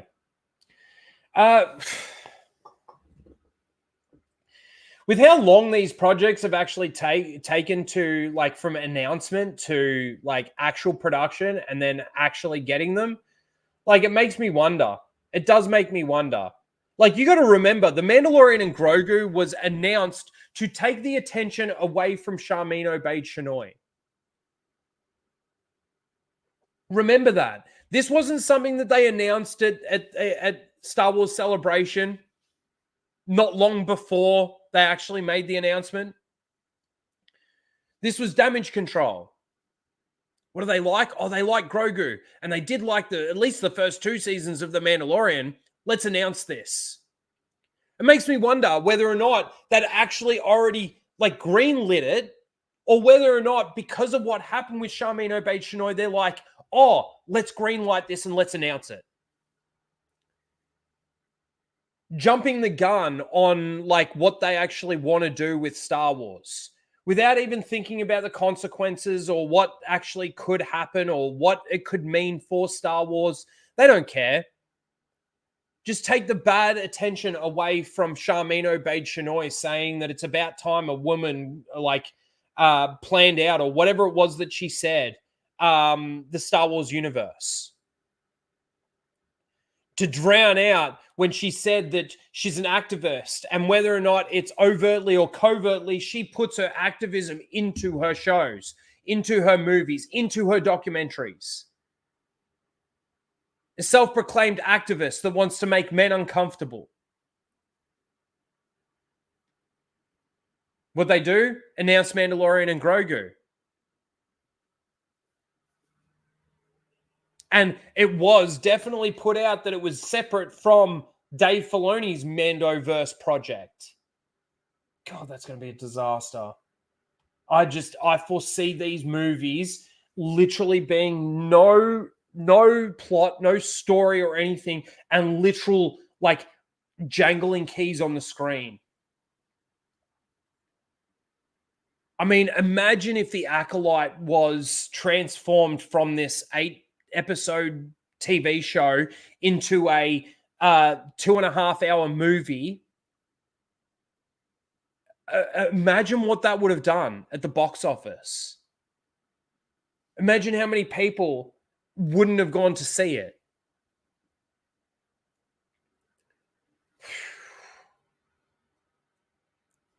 And this is the thing. We can't gauge based on, minutes watched and all of this kind of thing, how strong the Star Wars brand is. We can't. When I say how strong, I mean how weak, really. But we can't. We can't judge that. The best way to judge how much a franchise is thriving or dying is through the box office. And the last time we had something at the box office for Star Wars was The Rise of Skywalker. And we were already on a massive decline. So let's see it. Let's see the Mandalorian Grogu movie. Let's see the Rey movie. And let's see how they do. I can guarantee you I will be reviewing them. So I will have to watch them. But I certainly ain't paying for it. Not this. Not this. I'll get my free ticket, probably from Flash. Who likes giving out free tickets? G'day, Keely Chow. I see you. How you doing? TROS was 2019 and it sucked. Yes, it did. Yes, it did. What's going on? Well, we talked about apparently they're slowing down with their Star Wars projects, even though they've got a multitude of unannounced Disney Star Wars projects in development. We also talked about season 2, how there was never really a plan. We talked about Manny Jacinto, and we had a little revelation in there because there was a video that I'd never seen that we watched live. We talked about the cancellation and the targeted harassment campaign that the Disney Shills have been running on YouTubers, which is ridiculous. We talked about the petition. We've talked about Mandalorian and Grogu movie. And now we're on to our next topic, which is Star Wars Outlaws. So Star Wars Outlaws has been an absolute disaster. Like from the from the point of the announcement, like showing us gameplay, showing us trailers, the way that it was promoted and talked about was definitely putting a damper on this game. And don't get me wrong, it's everything that they've done with Star Wars has done that as well, right? But it certainly comes across more so when they promote it the way that they've promoted it. But also, too, once they released it and then took, like, you know, the pre-orders, the ones that got early access to the game, had to restart the game, and then the amount of glitches and the amount of things that are actually wrong with the game. It surprises me that they put something out like this when, again, the majority of Star Wars fans, the majority of gaming fans that are playing the game are shitting all over it, right? But they feel it necessary to say thank you. Okay. I guess this is a little bit different to the normal play, from the normal playbook that they usually run. They're actually thanking people, which is an interesting thing when it's been destroyed. See, I think what would have been better than coming out with this thank you letter, right, to the ones that have said that it's good, because I have no doubt that there are people that just sit there and like, it's okay. You know, it's fine. I don't care about the glitches. I'll just restart the game and start again. And I'm fine with that. But I think what would have been better than this is like taking the Sonic approach almost. Saying, look, thank you for buying the game and thank you for giving it a chance. I'm sorry that the game has been destroyed. And there's a little bit of that in here. Let's just read their little thank you letter here. Thank you, Outlaws. We would like to take some time to thank you all for the amazing support you've shown us since launch. I don't know how much support there's been for this game since launch, but okay. Your passion doesn't go unnoticed, and you can be sure that at least one of us has seen your stream. That's interesting, isn't it? That's interesting. Because if these developers have gone out and they're watching people stream the game and they're getting the feedback from that, and they're seeing people's photos and cosplay or whatever you've decided to share, but also your feedback and suggestions, like if they've really done that, what makes you think that Disney Lucasfilm isn't doing that?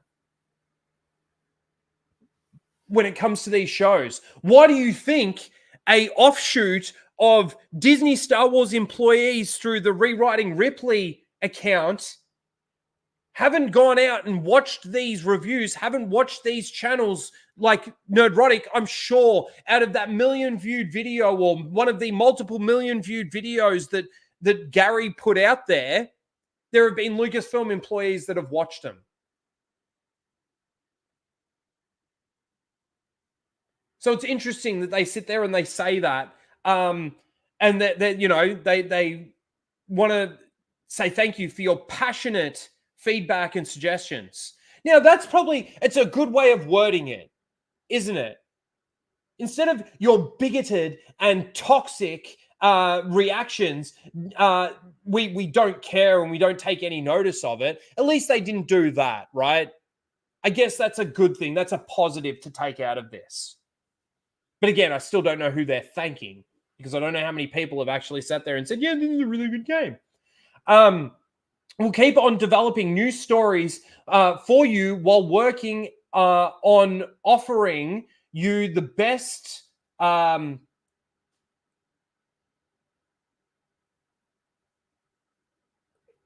expansive, I don't know, possible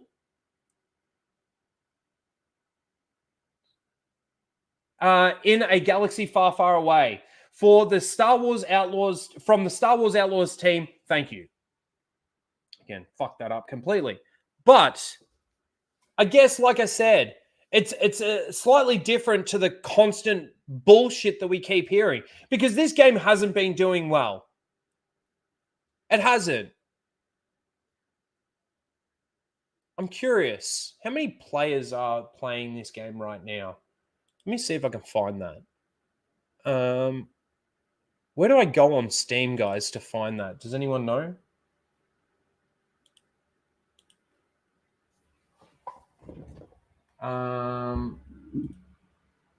Do I just search it? I must admit, I've never looked up this screen on... You type in Outlaws at the top, it doesn't even come up. Is it even on Steam?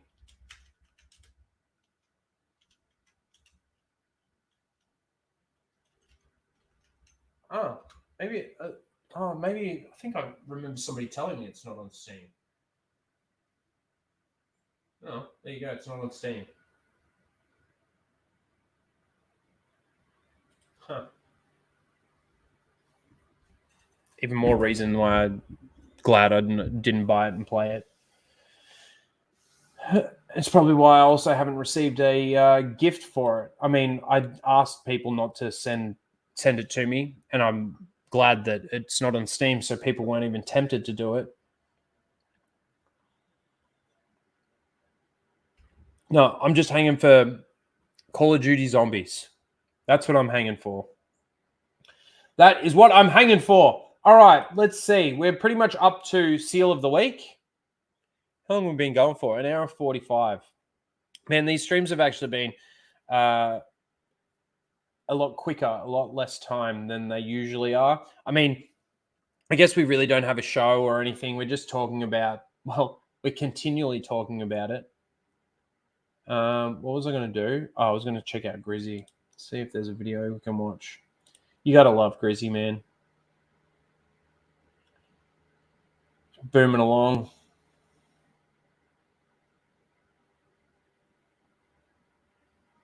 Oh, we can watch one of two of his videos. All right, let me check with you guys. Which one would you rather watch? His video on the cancel pigs with the new information, or do we want to see the Amanda Listenberg fake victim video? 1 for cancel pigs, 2 for Amanda. Let's see it. Both. No, I'm not doing both.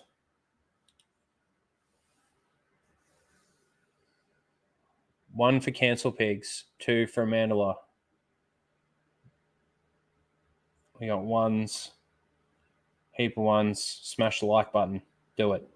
Do it. All right, we got ones. We got heaps of fucking ones. That's what we're doing. All right, let's see. I've got... That's a 2-parter.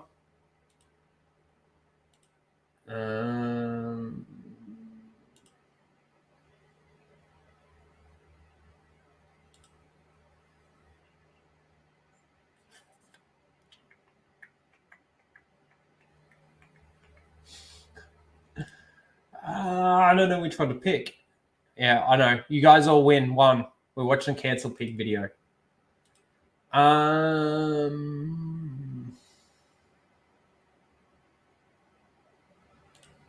damn. I kind of want them all.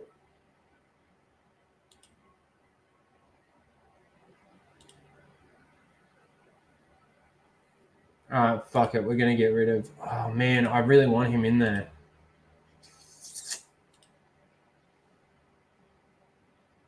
Ah! I don't know how to do this. I got 5, and I don't know what to do.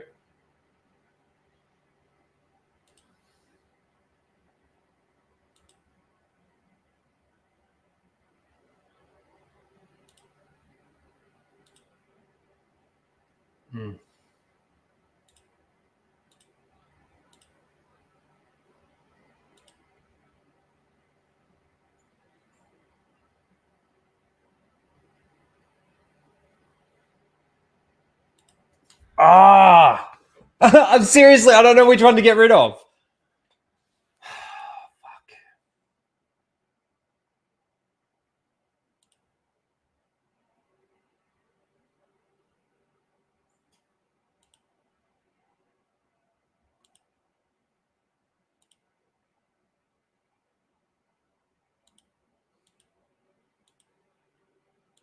All right, I'm going to let you guys decide. Coin toss? It might be a good idea if I had a coin. You guys in the chat can be my coin toss. Coin toss? My coin toss. You guys are going to be my coin toss. All right, here we go. So, one's in the chat if you want this one. 2's for the next one. So, before we do, we've got Brody1 Kenobi saying, don't understand how anyone can say the graphics of Outlaws are bad. Graphics have been spectacular for me. Seems like a lot of people talking about the game haven't actually played for themselves. Now, the funny thing is that the picture that Brody1 Kenobi used looks horrible. Like, even just the main character looks horrible. So that's number 1. And number 2 is going to be this one. Now, one of the reasons why I actually wanted this one is because look at the pronouns in the bio is any pronouns, anything. You can call him he, her, they, them, ze, zer, whatever you want. You can call them that. And they won't get offended. Unless you've got the wrong politics, in which case they'll get offended at anything that you say. You could call them the most beautiful person in the world and they'd still say, how dare you? Anyway, so yeah, just any pronouns person here says, we have hit 67K signatures. Great job, you guys. Keep up the good fight and keep on using your voices to spread the love for the show.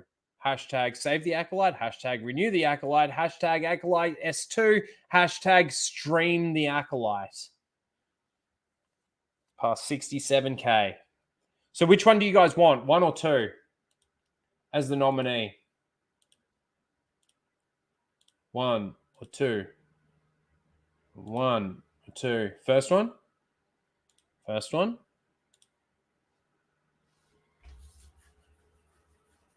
We got 1. We got 1s. We got heaps of 1s. Heaps of 1s. So, well, 1's won it.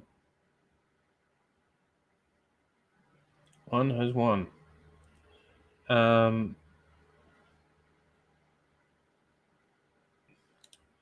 Hello, Raging Rhino and all. Happy Star Trek month. Sorry. Hope everyone is well on this first week of the 2024-25 NFL season. Hey. We get the NFL here, but it's like starts at like 3 a.m. on a Monday morning, and I got to be up for work. So unfortunately, I don't get to watch as much of it as I usually do, or usually want to. But I always take the day off work to watch the Super Bowl, because obviously the Super Bowl for you guys is on Sunday. For me, it's on a Monday. So I always take that day off work so I can watch the Super Bowl. It looks like 1 has won it, guys. So we're getting rid of the any pronouns in bio person. All right. You asked for it.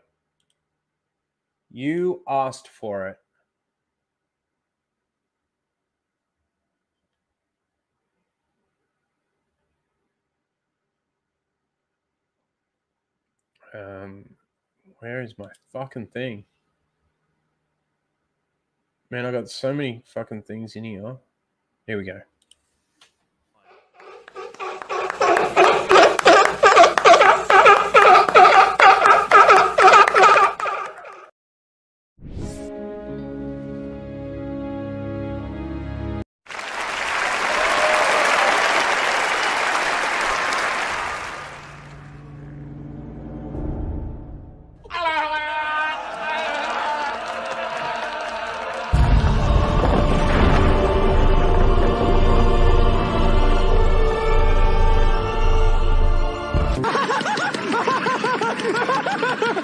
I'm all the Jedi.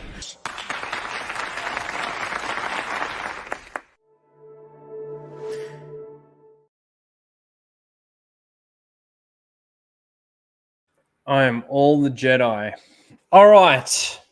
So, nominee number one this week, and this is the one that I mainly wanted to keep in there because Dan hasn't actually had a nomination for a little while.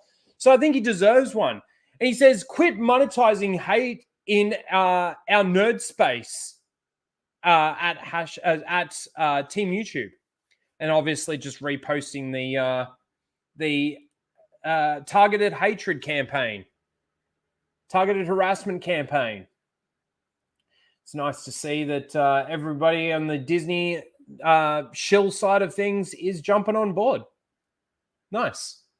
So quit monetizing hate in our nerd space. How about you quit praising shit Star Wars and Star Trek and whatever else it is that you like that's actually shit and destroys canon in our nerd space? Fake fan. Now, this is a bit of a two-parter. I should probably put my headphones in, and that means I need to reshare. You got to understand something, guys. Even if I share audio, as soon as I push down on the pin to put my headphones in, it cuts the audio. I don't know why. It's fucking annoying as shit. Annoying as shit. Stupid commies. I agree. Quit monetizing. That's, yeah, fuck yeah. Commie shit in our nerd space. Exactly. All right, so the next one is a two-parter. We got Nish here.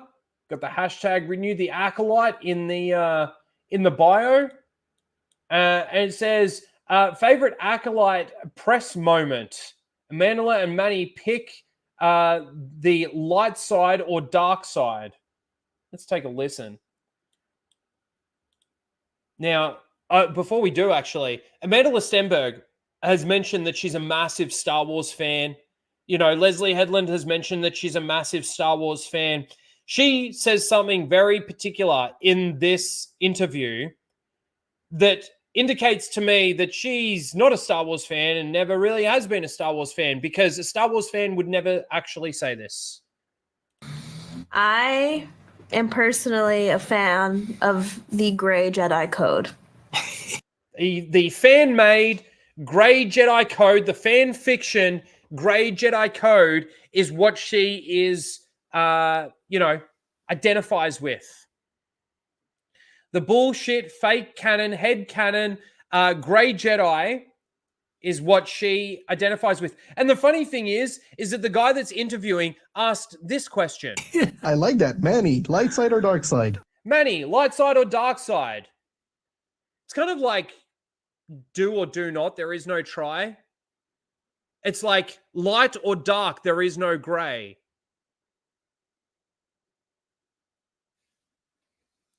And also, too, if she really does identify with the Grey Jedi Code, it just goes to show where her moral compass is at. I don't know, dark side. The way he says that, though, too, like the whole, I don't know, the dark side, like, do you care? Do you really care? The dark side, it's just, We'll it kind of goes with my vibe. Just dark. Just brooding. Yeah. Okay. So that's part one. And then goes on to say, found another one. Let's take a listen. Amanda, at one point I had to look up to make sure that you didn't have a twin. Like I know, like I knew you did it before I watched, but I was watching. Well, apparently Amanda's performance was so good that this activist reporter, who's probably got a YouTube channel out there, had to look up whether or not Amanda Stenberg actually had a twin. It's interesting that, because Amanda played both twins as exactly the same characters with a different name. And I was like, am I really wrong? Am I really losing my mind? But I really was fully believing that it was like two separate but very similarly looking people. Which, just a testament to how great you are as an actor. Yeah. Proper up. This person that's been oppressed her entire life. You better prop her up some more. It's kind of like telling Reagan that she's a really good breakdancer. By telling Amanda Stenberg that she's a really good actor and she did a really good job is like telling Reagan she's a really good breakdancer. It's the same thing. Exactly the same thing. So that's nominee number 2. It's a two-parter because it was the same person. The next one is from Brooks, who surprisingly doesn't have pronouns in bio. Oh, no, does have pronouns in bio. Sorry, my bad. He, him, with the flag. Says, the Acolyte tried to pay tribute to the lore build up in the expanded universe, but people were upset because lesbian witches. No. I think you have it all wrong. They thought that by bringing in the jangling keys from the expanded universe, that would maintain the actual real Star Wars fans' love of the franchise, which it actually did the opposite because it didn't build on the lore, it broke the lore. And realistically, having Plagueis there has nothing to do with lesbian space witches. They are two completely separate criticisms.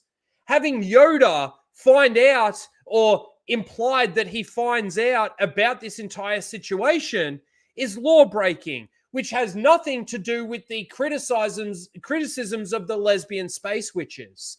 They are two completely different criticisms.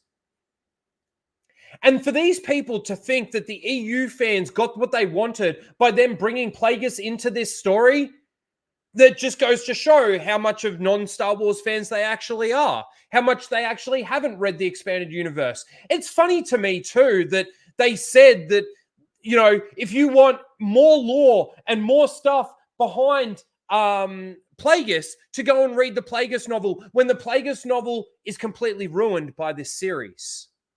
Completely destroyed by this series. So, okay.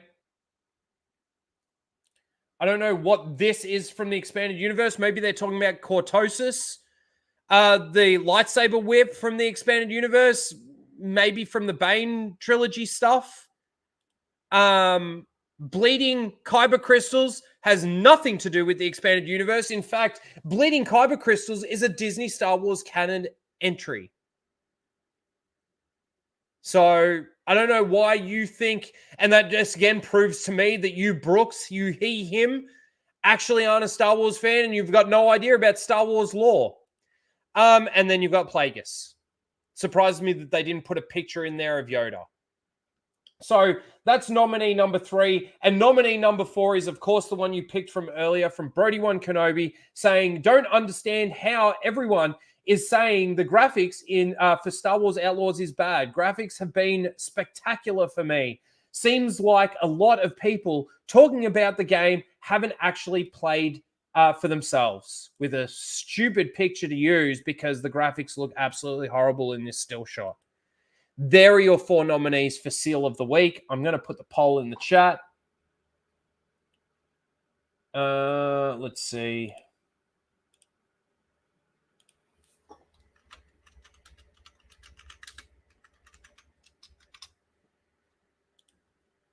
One, 2, 3, 4. Poll is live. So just to go through them again, starting with Dan, asking Team YouTube to Quit monetizing quit monetizing haters in our nerd space. You've got Nish with her love of these interviews. Obviously, like I said, the fact that she even brings up a Grey Jedi, not a Star Wars fan, and the fact that this weirdo, she looks like she'd be at a pro-abortion protest.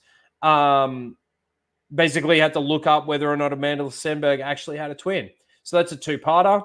Number 3 is Brooks with his stupid take on the fact that they brought in law from the EU when they actually didn't bring it in. They bastardized it. Well, they brought it in, but they bastardized it. And then the last one is Brody One Kenobi talking about the graphics of Star Wars Outlaws. Get your votes in. Get your votes in. All right.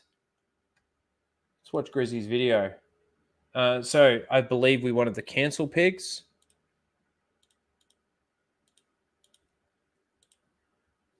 And we're going to drop the link in the chat for Grizzy's channel. He's nearly at 25,000, which is fantastic.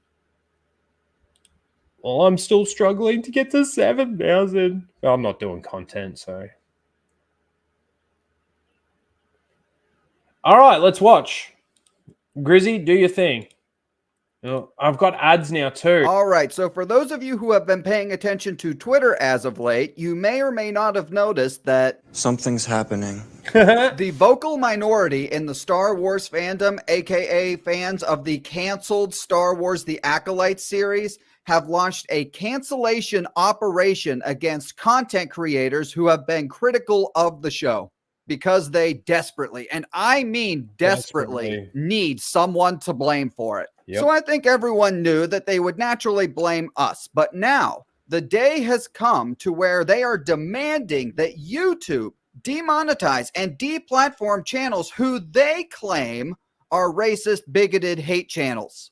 Well, that's a very entertaining story, but unfortunately, real detectives have to worry about that little thing called evidence.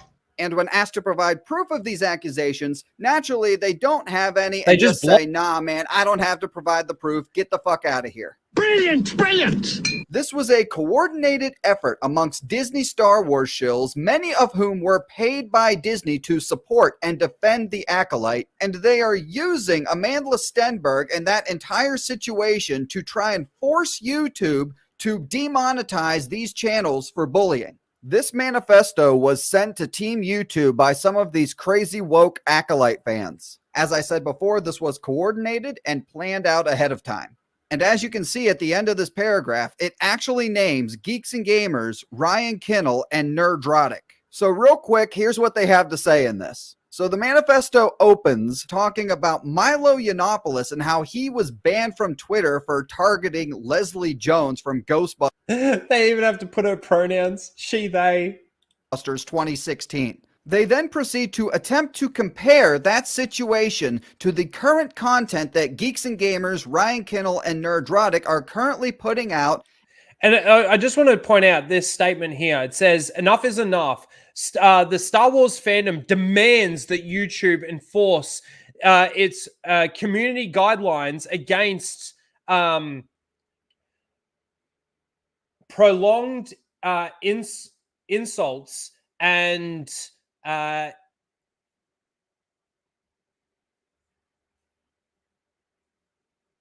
incriminate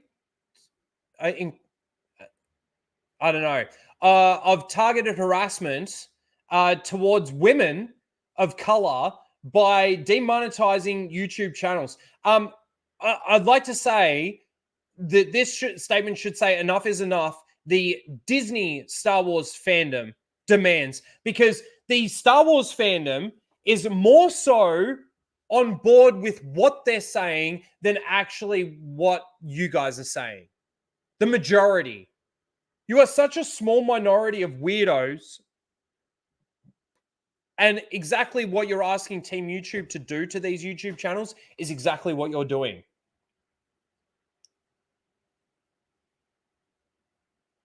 And then call on YouTube to demonetize them. Feel free to pause the video and read that full paragraph if you'd like. So the next part of the memo is called the facts, which I guess is the case being brought against these guys, which is a series of pull quotes taken completely out of context in an attempt to paint a... I watched the video that they made. It's such fucking... It's so disingenuous. But also, too, like, I must admit, even the clips that they show out of complete context, I mean, majority of those clips, I've got the context because I either watched the videos or watched them live when they actually said those things. But there's still nothing inherently wrong with what they're saying. You know. A picture that these guys are these massive racists in an attempt to slander them. Then the article concludes with the actions required that YouTube needs to take, and I'm just going to read the final sentence of this. We urge YouTube to enforce its community guidelines and demonetize these channels immediately and permanently. Yeah, that's not going to happen. Oh, and no sincerely yours or anything at the end of this, so whoever wrote this wants to remain anonymous. Pussy. And like it was coordinated by all of them, though. I reckon they all got together and they sat down and they're like, okay, like, you know, they came up with this all together. There's not just one person that came up with this. This is planned, coordinated, and like, you know, they got their own little whiteboard up there with diversity written on it 3 times, basically. Clockwork, after this memo was made public, all of the Disney shills came out to support it. I don't know whether or not it was written by rewriting Ripley. It might have been just them, but I feel like Molly, Star Wars Explained, and a few others probably definitely jumped on board with this if they even heard that this was actually happening. If they didn't know, then they definitely jumped right onto it as soon as it got published, released. Fix it at YouTube. Demonetize Nerdrotic, Ryan Kinnell, RK Outpost, and Geeks and Gamers immediately. At Team YouTube, please demonetize Geeks and Gamers, Ryan Kinnell, RK Outpost, and Nerdrotic. I've been reporting these channels since 2018. I've reported thumbnails. I've reported blatant breaches of the TOS. I've written emails. I've spoken about it on social media. I've made videos. I've done everything in my power to remove this bigotry. Have you? Just a shot in the dark here, but if you've been reporting them every day since 2018 and no action whatsoever has been taken against their channels, it means they're not doing anything wrong. Maybe they're not breaking YouTube TOS. Yeah. In fact, the only people breaking YouTube TOS are these people, launching a targeted harassment campaign meant to deplatform content creators you don't like, as well as encouraging your followers to report these channels, does violate YouTube TOS. One of the leaders of this effort to get these content creators deplatformed is Molly Damon and Star Wars Cross-Dressing Sexplained. You know, the normal Star Wars fans who we should all aspire to. Look how gay that is. Got Marge in the background. To be like. Remember, this is the person who said that if you criticize the writing of the Acolyte, that is not valid criticism and you are homophobic. People are just coming out of the woodwork to say, oh, I hate it because the writing's bad. No, you hate it because there's a lesbian. Fake news Kyle Katarn, Catfish Katarn, who I guess is still angry about being catfished by a 36-year-old man, and we got the hashtag going down there below. He is also calling on these content creators to be demonetized. Then we have this guy, Jay Karen here, who admits to reporting channels, saying, I've started reporting a few channels myself that have engaged in this targeted harassment. I can guarantee one of those channels for you is you, Grizzy, and Melvin. I have no doubt. And probably Tim as well. Hopefully YouTube will improve in banning and demonetizing these people. So remember when I said earlier that these people are using Amanda Stenberg in order to try and get these people canceled? Well, they are also using her and this situation to try and make themselves the victims as well. Jay Karen, again, second paragraph, and harassing actors, then he has in parentheses, as well as individuals for simply enjoying the show, making it about himself. Catfish Katarn, what exactly was the point of everything we as creators had to put up with? the constant cyberbullying from chuds and incels. And for what? Making it about being himself. a shill. Molly Damon, again. If you got bullied like we did, I see you. It sucks. And at the end of the day, I think what's going on here is something I've been saying here on the channel now for months. The fact that we have more fun ripping Disney Star Wars than these people do enjoying it triggers the hell out of them so badly that they have resorted now to this. Thanks for checking out today's video, guys. Make sure you please like, share, and subscribe.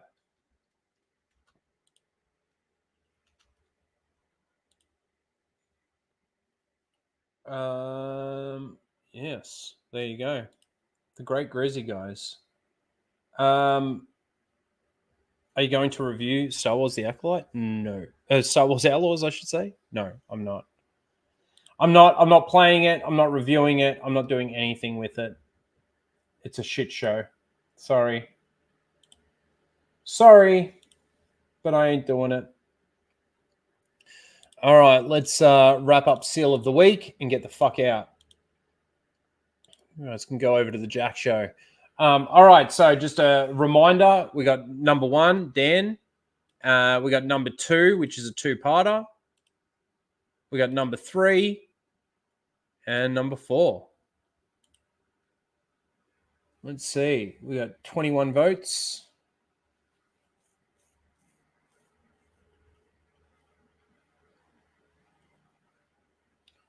I think we'll just end it there. We're going to tie in the middle, which is good. All right. So, in last place with 14% of the vote is Brody One Kenobi, saying that the graphics of Star Wars Outlaws has been spectacular for him.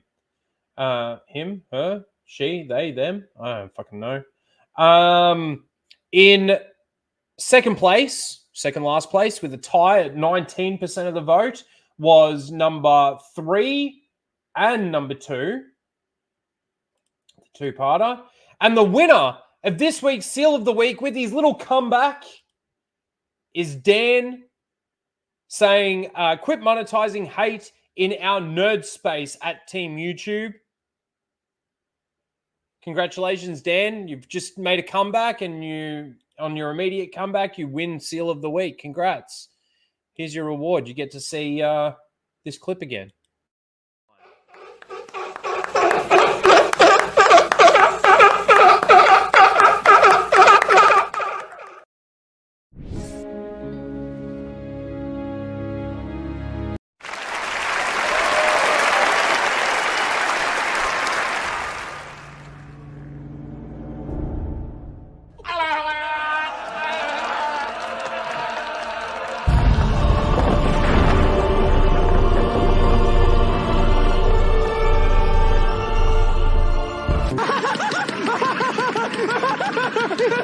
Among the Jedi.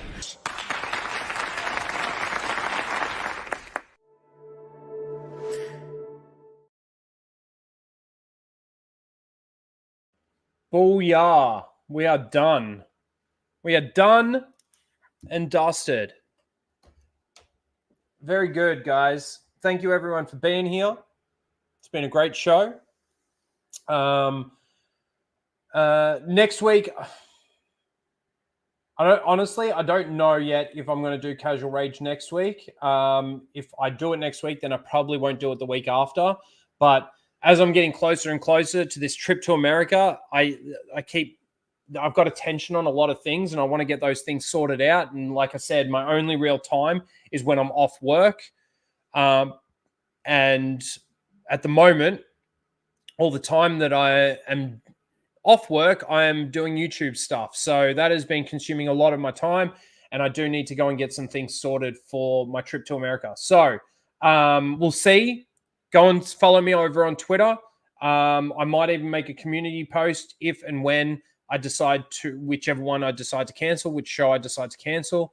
I will endeavor and try to get you guys some content. I know I've been really lax on that, and I do apologize. especially to the members. They pay the sort of a bit of extra support month in, month out, and you know, I mean, for everyone, but you know, they do go over and above and contribute that way, and I want to make sure that I'm giving you guys content.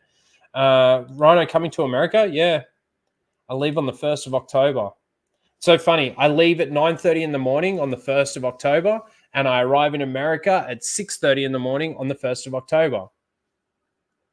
After a 15-hour flight, I go back in time 2 hours. But then when I come back, I leave on Wednesday, and I get back to Australia on Friday. I lose an entire day. So it's kind of like I gain a day and then I lose a day.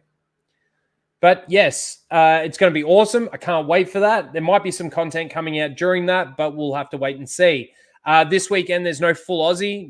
The following weekend, there will be. Again, while I'm in America, I don't know what's going to happen with the full Aussie channel in regards to who's going to do what and who's going to host and who's going to, you know, continue doing things over there. We need to get together with those guys and talk about that, which we'll do. And you can catch me on Flashcast on Sunday. Well, Saturday night, depending on where you are in the world. But again, thank you everyone for being here. Appreciate you all.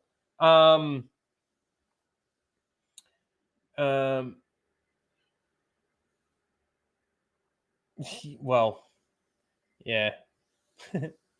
I'm still hoping to have a good time. But yes, thank you, everyone. Yes, who will ignore the chat over on the Full Aussie now? I know, it's crazy.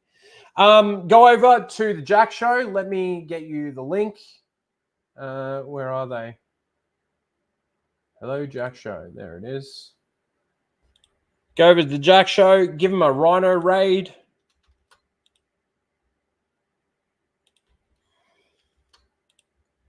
They're having some fun over there. And we will possibly see you next week. I'll let you know, like I said. But other than that, thank you guys. Let's see. We'll play this just because I like it so much, and then we'll play some of the normal clips on our way out. Thank you, everyone. We'll see you later. Take care. Have a good day.